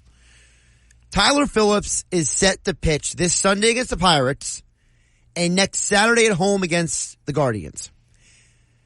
We touched on this with Bob Wankel earlier today on the Sports Bash. He's Nick Earnshaw. I'm Josh Hennig, filling in for Mike Gill on 97.3 ESPN. I think Phillips is auditioning to stay in this rotation. I really do. I think that they are giving him ample opportunities. Yeah. I think, as Bob mentioned, and so did Mike McGarry earlier, and we've heard this as well, that Mercado just is not consistent enough to be a starting pitcher at this level. And we don't know what exactly the long-term prognosis is for Walker and Turnbull. We know they're both starting to throw again, but we don't know how long that's going to take, right? So if the Phillies, as has been discussed, there's a lot of people who cover the team, you know, whether it's Bob Wankel, whether it's Matt Gelb of The Athletic, whether it is Todd Zalecki of MLB.com. I know Corey Simon of NBC Sports Philadelphia mentioned the same thing. They have talked about, there is speculation that the Phillies could go a 6-man rotation in the month of August. Could Tyler Phillips be auditioning to be that 6th man? He possibly could, right? I mean, if they want to limit some guys' innings, they want to limit Rangers' innings because he's on pace to pitch the most he ever has in his career.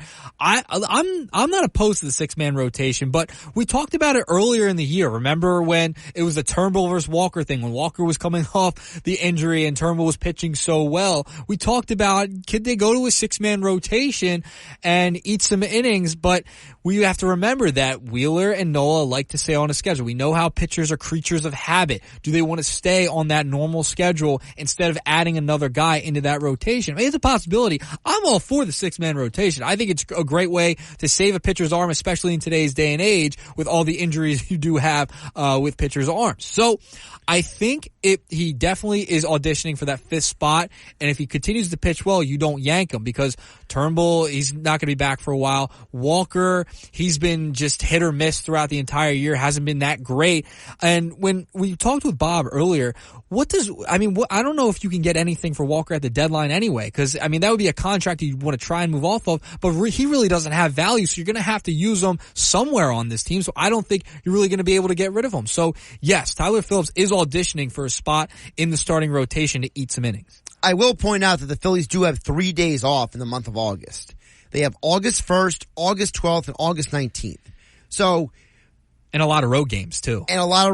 So, you know, guys like Wheeler and Nola might not like the extra days, but it might be necessary considering the way the schedule plays out.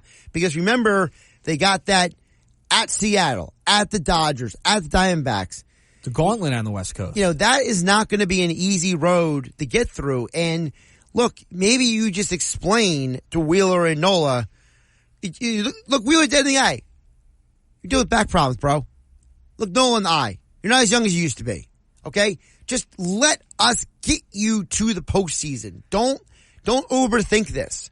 Because at the end of the season, it's more important to have Wheeler, Nola, and Suarez ready for October than it is if they pitch in 5 or 6 days in August. Yeah, and remember, how many, like, they're up how much in the division? You know what I mean? Like, they're way up in the division. They can afford to give these guys days off at this point. Like, your best pitchers, you want them as healthy as possible heading into the postseason. I mean, we say it with the Sixers all the time, right? With Joel Embiid. We want Joel Embiid to take as many days off as possible in the regular season so we can get him to the playoffs. You want to get these guys to the playoffs feeling fresh. You don't want them to run out of gas. I mean, you had a reliever named Craig Crumble last year fall apart and run out of gas in the postseason. You can't have it happen again, Josh. We need to keep these guys healthy. They need to get to the postseason in one piece. And if you have to go to a 6-man rotation, it'll be great, Josh. It'll be fantastic. So that I'm with the 6-man rotation. I'm always a proponent of it to limit guys' innings, at least for a couple of weeks.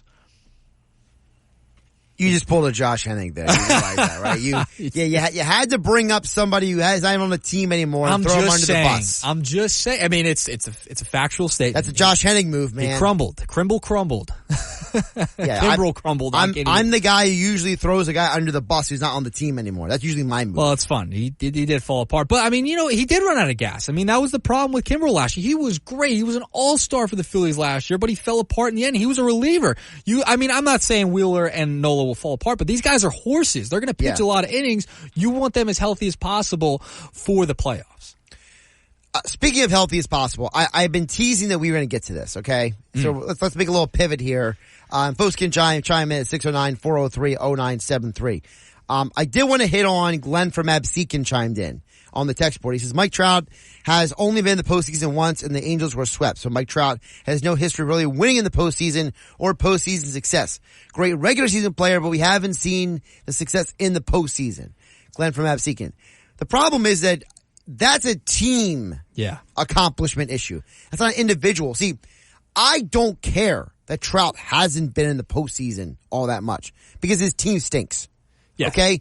It's like back in the day, you're a little young for this, Nick Earnshaw, but you know enough baseball history that I'm not going to call you Hembo, but I'm going to say that you're not ignorant of baseball history, okay?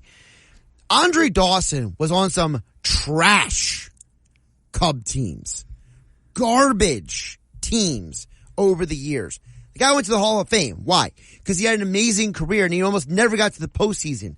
If you told me that Andre Dawson in his prime was coming out the pinch hit for you in a World Series game, it doesn't matter that he was never in the postseason. You're still like, bro, that's Andre Dawson, right? You know what I mean? Yep. So I don't care that someone like a Trout or whoever you want to use, their teams were not successful in the postseason because Mike Trout does not pitch every day. He does not bat all 9 spots in the lineup.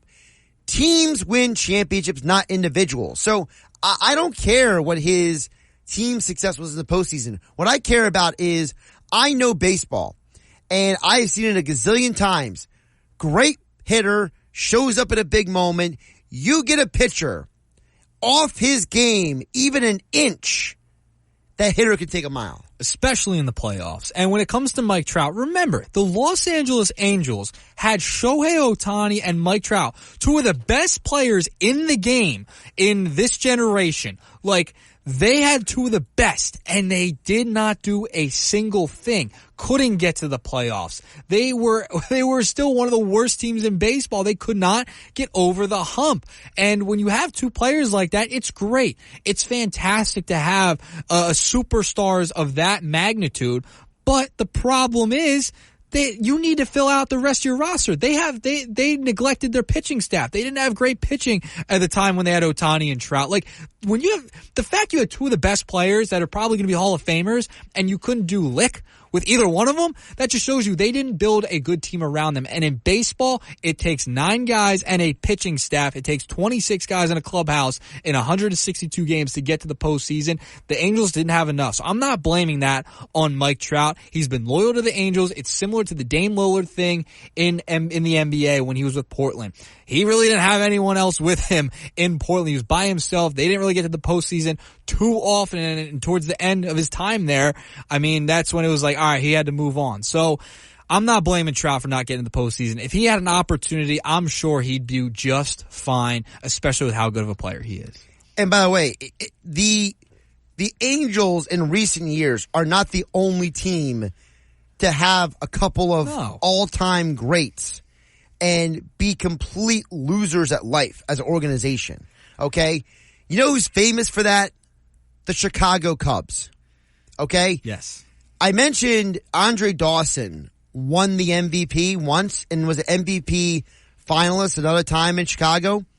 The 1987 Cubs, I pulled it up to just double check, get my information right. They were 76-85 with Dawson when he won MVP. Do you remember what his Hall of Fame teammate was on that team? I'm trying to think back. 87 Cubs. 87 he had a Cubs. Hall of Fame teammate on that team. Position. Infield. Infielder on that team. I'm trying to think. 80. I mean, listen, I'm negative 13 at this point. Come on, man. He's Mr. Cub. This guy's a Cubby. Like, who am I blank? Was it Sandberg? Yes. Ryan Sandberg. Former Phillies manager. That year batted .294 the year Dawson won the MVP. 49 homers, 113 RBI for Dawson. Sandberg had a .367 on base percentage that year. Man. So that just goes to show you that there are plenty of times in baseball history where you can have 2 elite players, but your organization is run by imbeciles. Yes. You can have 2, you can have 1 or 2, maybe even 3 great players on a baseball team. If you don't have anything else and you don't have pitching, you're not going to go very far. That's a perfect example. Dawson and Sandberg. I was like blanking for a second. I'm like, who was that Cub? He's a former Philadelphia Philly as well. Oh, another former Philly's on this team. Yeah. So, ready for this? Who? 24-year-old Jamie Moyer. Oh my goodness. Look at that. I mean, he played for a ton of teams. And it was the rookie season of future Hall of Famer Greg Maddux. Wow. Look at that. They had some guys on that team and still couldn't do anything. Lee Smith was on that team, by the way. That was, dangerous Mr. Lee Smith. Yep. Everybody was scared the death of him. He had 36 saves for a horrible team. Wow. Like what? So pretty much all their wins. I mean, they had 76 wins and Rick Sutcliffe was accountable for 18 of them. Wow. So again, I don't blame Trout for his team not winning because I can find other examples aside from the 87 Cubs of a team that has great players, but an imbecile running the organization. But doesn't it worry you? And, we discussed this earlier. You brought up the possibility of Mike Trout coming to Philadelphia. Doesn't the injury stuff worry you? I mean, it does. Like, I can't go into this postseason. What if he was a platoon player with Brandon Marsh? No, you can't platoon Mike Trout. Why not? He's too good to platoon. But you just said he gets injured. He's injured. Getting paid. Yeah, he does get injured. I'm scared he's going to get hurt again. That's my issue. I think he'll get hurt again. And I don't want to take that chance on someone who's injury prone. That's the same thing with Luis Robert. I am concerned about Luis Robert's injury history, and I don't want to give up the farm for a guy who could get hurt in a couple of weeks after you trade for him. It just makes me nervous. I know anyone can get hurt, but when you have guys with a consistent history of having injuries, then it makes me more concerned in what you're going to give up, and you need a guy who has stability, is consistently out on the field heading into the postseason if you want to make a run. Monday, Marcus chimes in at 609-403-0973 on the text board says, "What's up, gentlemen? For Happy Hour Friday, how about an Ace Pineapple Cider?" Oh, that's up my alley, Josh. A cider, yeah, I'm there. That sounds really good. I wish I could remember, but I had a really good cider on Saturday night. I don't remember what brand it was, but it was like a blue. It was like blue with like silver lettering, but that was a really good cider I had on Saturday night.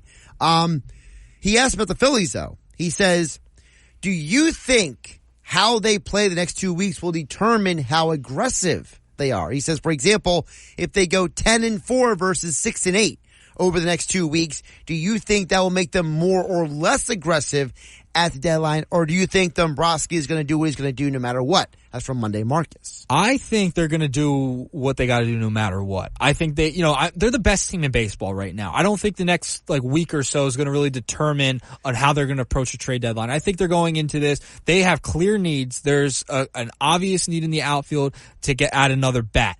They need to add another arm into the bullpen. Those are the two glaring issues this team has. And I don't think, a stretch here in the month of July right before the deadline is really going to mean too much. Now, if they were a wild card team, it'd be different. But they are the best team in baseball. They have the best record. Only team over 60 wins in Major League Baseball this season. So I don't think that is really going to have much to do with it. I think they already kind of have an idea of what they want to do, and they're going to target what they need to target at the deadline. The next 2 weeks isn't going to make much of a difference. By the way, I found the cider. It's called Down East. Down East cider. I'm a big cider guy. So You're a big cider guy. Big cider guy. It was my go-to in college. Go-to. Wow. Yeah.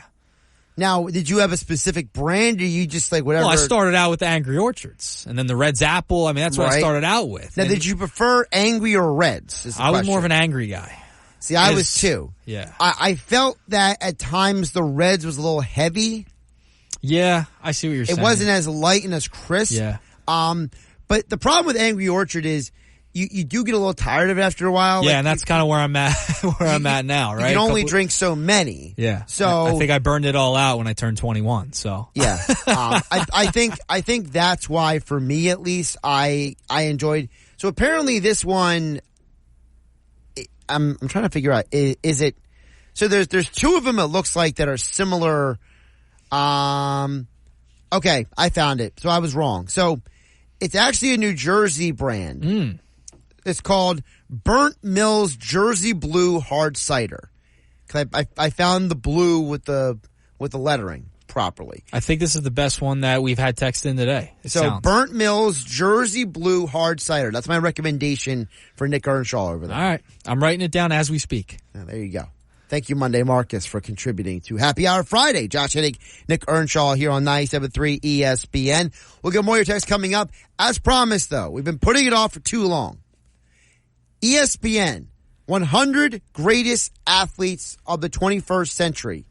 Now, there are two New Jersey athletes, by the way, on the list. Mike Trout, Shaquille O'Neal. So, New Jersey was represented on the list. More of the details at 97.3ESPN.com. Posted the article yesterday. But I have a problem with number one, and I think some of these athletes were ranked by someone who has never played sports in her life. Oh, no.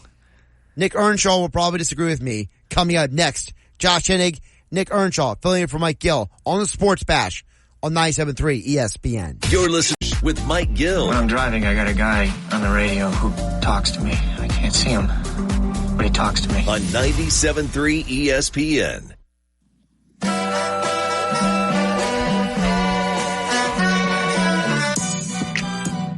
Josh Hennig along with Nick Earnshaw, filling in for Mike Gill on 97.3 ESPN. You know, if we're having a conversation about the greatest athletes of all time, this felt like the most appropriate song to play, Nick Earnshaw. They are not like us, Josh. They are not like us. They are not like us. In more ways than we can verbalize on a radio station. That's the perfect way to sum them up, isn't it? So, for those who don't know the full story, I'll just give you the quick Reader's Digest background. So back in 1999, 25 years ago, ESPN created a documentary series called Sports Century, where they ranked the 100 greatest athletes of the 20th century.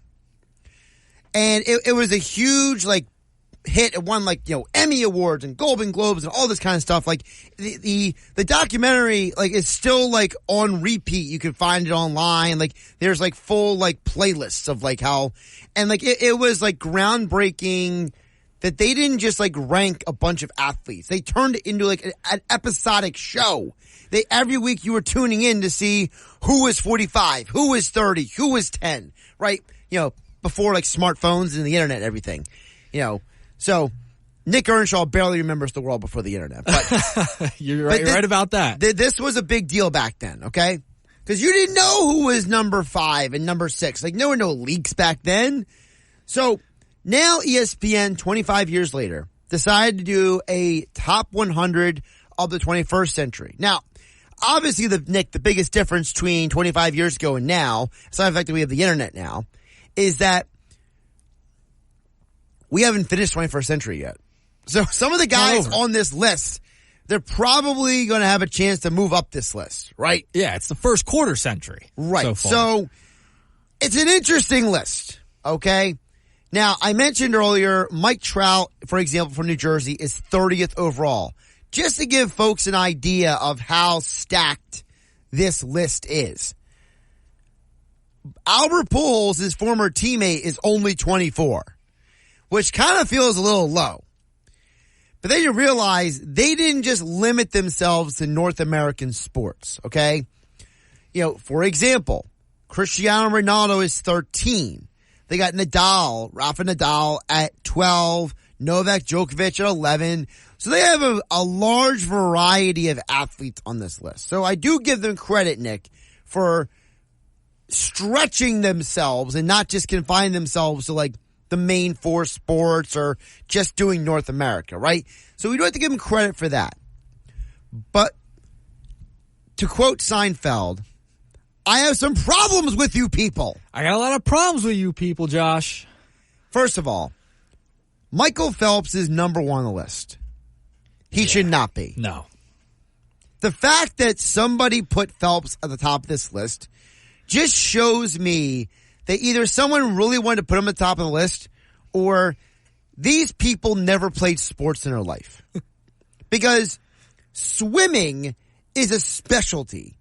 It's something that it doesn't really apply to anything else. It's not like you could be an elite swimmer and that skill set applies anywhere else. Also, you're giving a guy credit for being dominant every 4 years. To me, I can't do that. I just can't.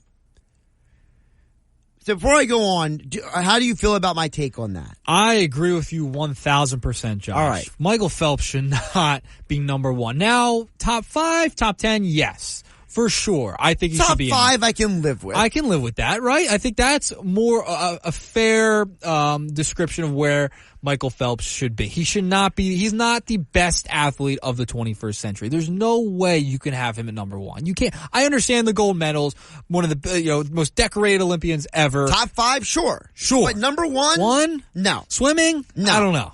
No. I also have a problem with Lionel Messi being 3. Because the majority of the accomplishments they list are team accomplishments. They're not his individual accomplishments. And to me, Messi and Ronaldo are very similar in terms of their soccer careers. So for him to be at 3 and Ronaldo to be all the way down at 13. Outside of the top 10. That's ridiculous. That's crazy. Okay. You can't have one without the other. So if you told me like Messi was 5 and Ronaldo was 6 or whatever, I'd be way more okay with that. Right. They both have to be inside the top 10. I can't believe they have Ronaldo outside at 13. Like this is why we're airing grievances right now. Yeah. And this is why we have a lot of problems with these people who make these lists, Josh. I mean, you can't have Ronaldo and Messi that far apart. It just makes no sense because they're very neck and neck at that point. If you're a soccer fan and looking at this, you gotta be like, are you kidding me? I also have a problem with Federer being at 6. And then you have Djokovic at 11 and Nadal at 12. Yeah. And I say that for 2 reasons. One, all 3 of them have very comparable careers. Number 1. Mm-hmm. Number 2, Federer did most of his work in a diluted era. Djokovic did his work in a more talented era. Remember, Joker came along about, I think it was like 5-6 years after Federer first came in. Yeah. So it was Djokovic, Federer, Nadal, basically like, all going at it. To have Federer that far ahead of Djokovic. By the way, Djokovic has 24 Grand Slams at this point, which is more than Federer. Federer only has 20. So why is they're that gap. Again, it's like the Messi-Ronaldo thing. There should not be this huge gap between these men. And to me, you can make the argument that Djokovic might be the greatest tennis player that ever lived, and he's not in the top 10? Yeah, that's brutal there. And I want to go to another beef I have. Sure. Is Nikola Jokic. Why is he at 28? How is Nikola Jokic at 28 on this list? We're talking best of all time. Best of all time, Josh, in the 21st century. He's ahead of guys like Mike Trout, some other names in there, Miguel Cabrera. Like, there's not a baseball player until Albert Pujols on this list at 24. Like, that's crazy to me. And Jokic being there at 28, he's ahead of Dwayne Wade, who's retired. Like, Jokic still has some more things he's got to prove to me to, be in the top 30 in this list. I wouldn't consider him the top 30 greatest athlete of the 21st century yet. I'm not there yet with Jokic. I think there's still more to be seen from him, and having him at 28 and not even having a baseball player until 24, I'm losing my mind here, Josh. A little disrespectful to the game of baseball. A little bit. It is disrespectful. It's also, I think, it's almost like they're projecting Jokic's career. They had him above Kevin Durant. Durant's at 39. I'm taking Kevin Durant over Jokic any day, especially with the totality. He's been in the league much longer than Jokic has. Also, I don't like the fact that there's so many baseball players behind him, like you said. Yeah. Like you're basically saying that it's harder to play basketball than baseball. You know what the hardest thing to do in all sports? Hit a baseball. Yes. I would argue there's nothing harder in sports than being a major league baseball hitter. Yep, I agree 100%. Hitting a baseball is the hardest thing to do in sports. Right behind that is playing golf. That, to me, they're the two hardest things to do in sports. I can work with that. No doubt about it. Now, we can debate which baseball players should be higher. We can do that in a minute. But another name we got to mention. Serena Williams is number 2 on this list. Mm-hmm. She should be number 1. Really? I think that her dominance is arguably one of the greatest things I've ever seen. I think if I was to make the list, it would be Serena 1. Mm-hmm. I can rock with LeBron being 2. If you want to go with that, right now he's number 4.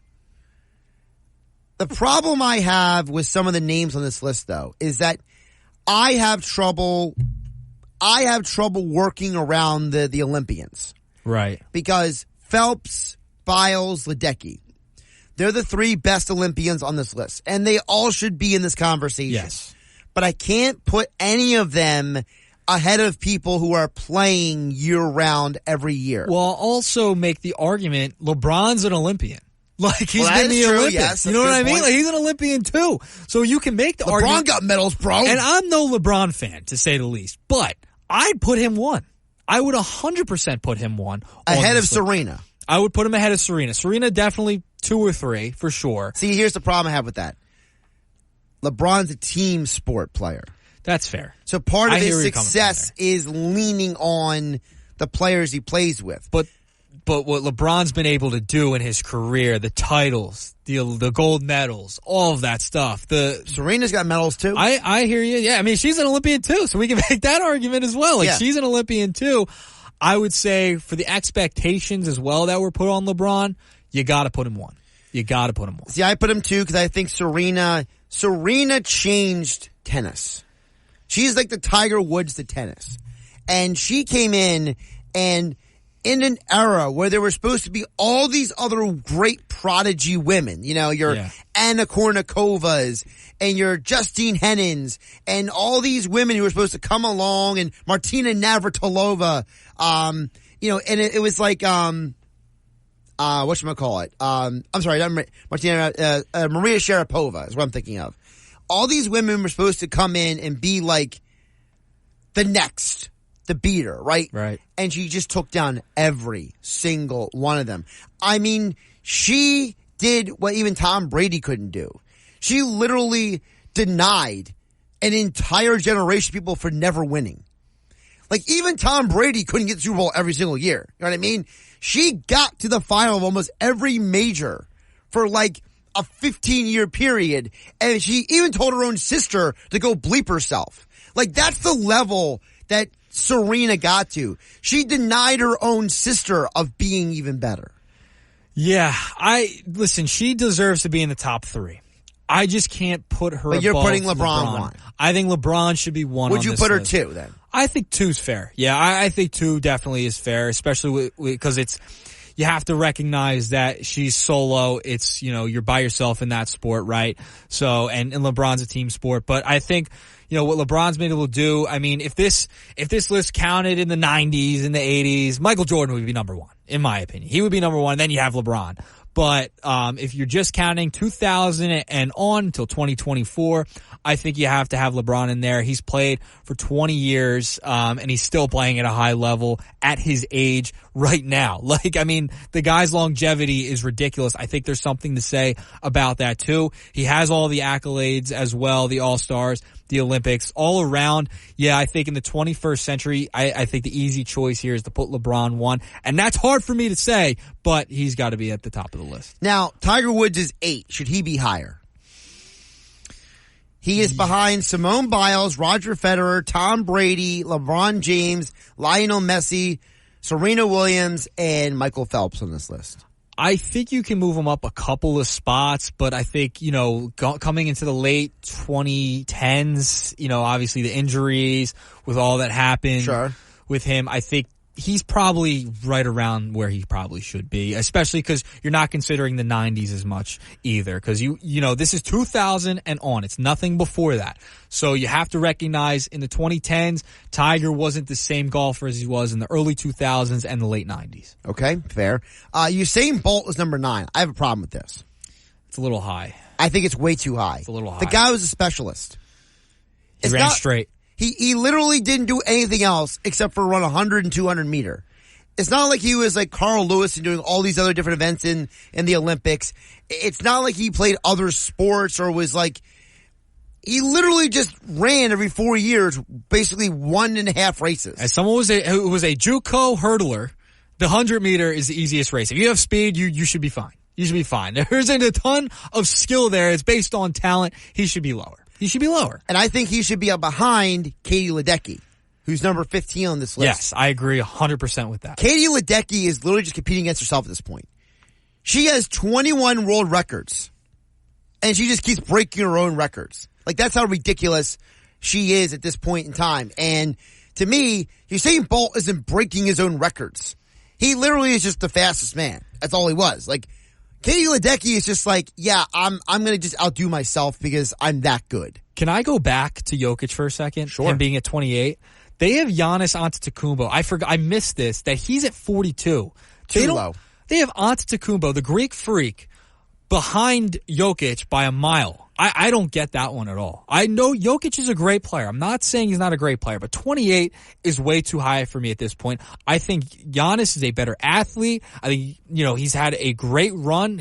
I think his prime is better than Jokic. I don't get it. He plays defense as well. He has to remember, Giannis plays defense. He's won a Defensive Player of the Year award, I believe. So yes, I think he has, yeah. So how is he behind Jokic? Does anyone remember that Jokic is not as great as a defender as Joel Embiid? He's not. He's just not. So offensively, you can make the argument, but I can't. It makes no sense to me that he's at 28. 2 players who are not in the top 50, I have a problem with. I'll let you look at outside the top 50 real quick for if you have a name that doesn't stand out to you immediately. But J.J. Watt being 58 to me is ridiculous.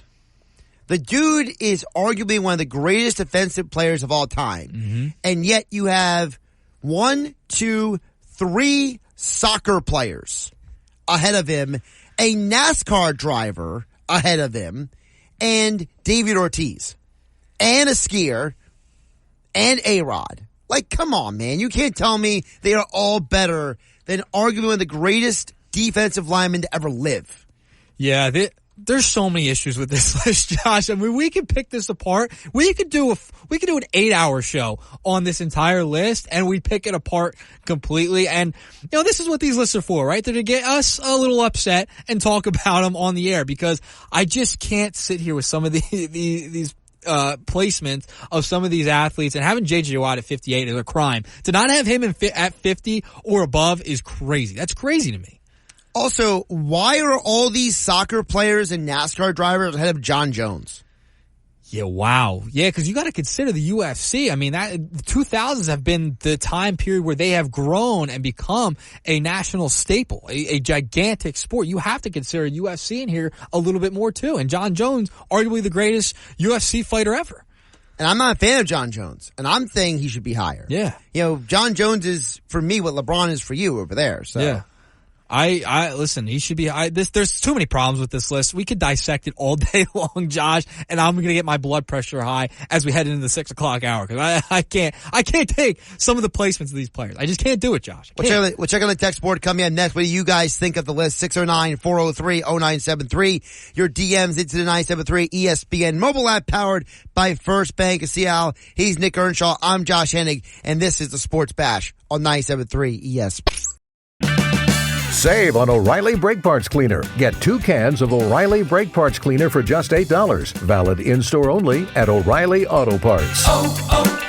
O'Reilly Auto Parts. The Sports Bash with Mike Gill on 97.3 ESPN and the free mobile app.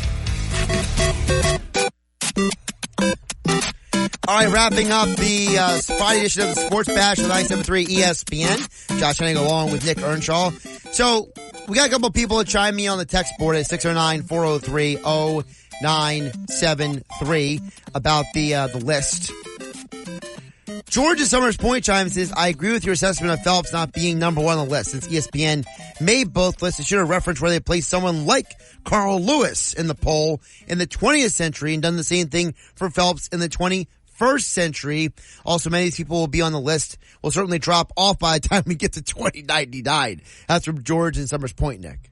Yeah, that list just has too many problems, and you can't have Phelps in the list at number one. It just can't happen. There's too many issues with it. We could go all day and talk about it because the basketball thing and then the disrespect to baseball. Well, I'm glad you mentioned the baseball. Yes, because Cole from LBI says, having a 5-tool center fielder or center field shortstop is one of the most athletic positions in all of baseball. Mike Trout should have been in the top 5. The guy is a Gold Glove center fielder, hit for average, power, and stole bases. I don't think any of these guys in the top 10 can do what Trout did from 2010 to 2019. Yeah, I mean, the run he had, he's been ridiculous throughout his career. That's why I call him the best player of my generation, because growing up watching him, he no doubt was. And really the only guy who's close is Pujols. Yes. Because of what he did offensively. Correct. But, all right, Nick, you're coming in next on game night. I get to rest my voice and stop talking for a little while. Take a little nap. I'm a little too awake for that, honestly. Yeah, your energy drinks, didn't you? Yeah, well, yeah. I had gotta do what too. I gotta do. Nick Earnshaw got you for game night coming in next. I'll be in with Billy Schweim in the locker room tomorrow here on 97.3 ESPN, 97.3 ESPN mobile app powered by First Bank of Seattle. Wherever you have been listening to us, thank you for tuning in to 97.3 ESPN. Stay safe, stay hydrated, and have a great weekend. This is the story of the one. As a maintenance engineer, he hears things differently. To the untrained ear, everything on his shop floor might sound fine, but he can hear gears grinding or a belt slipping. So he steps in to fix the problem at hand before it gets out of hand. And he knows Grainger's got the right product he needs to get the job done, which is music to his ears. Call, click Grainger.com, or just stop by. Grainger, for the ones who get it done.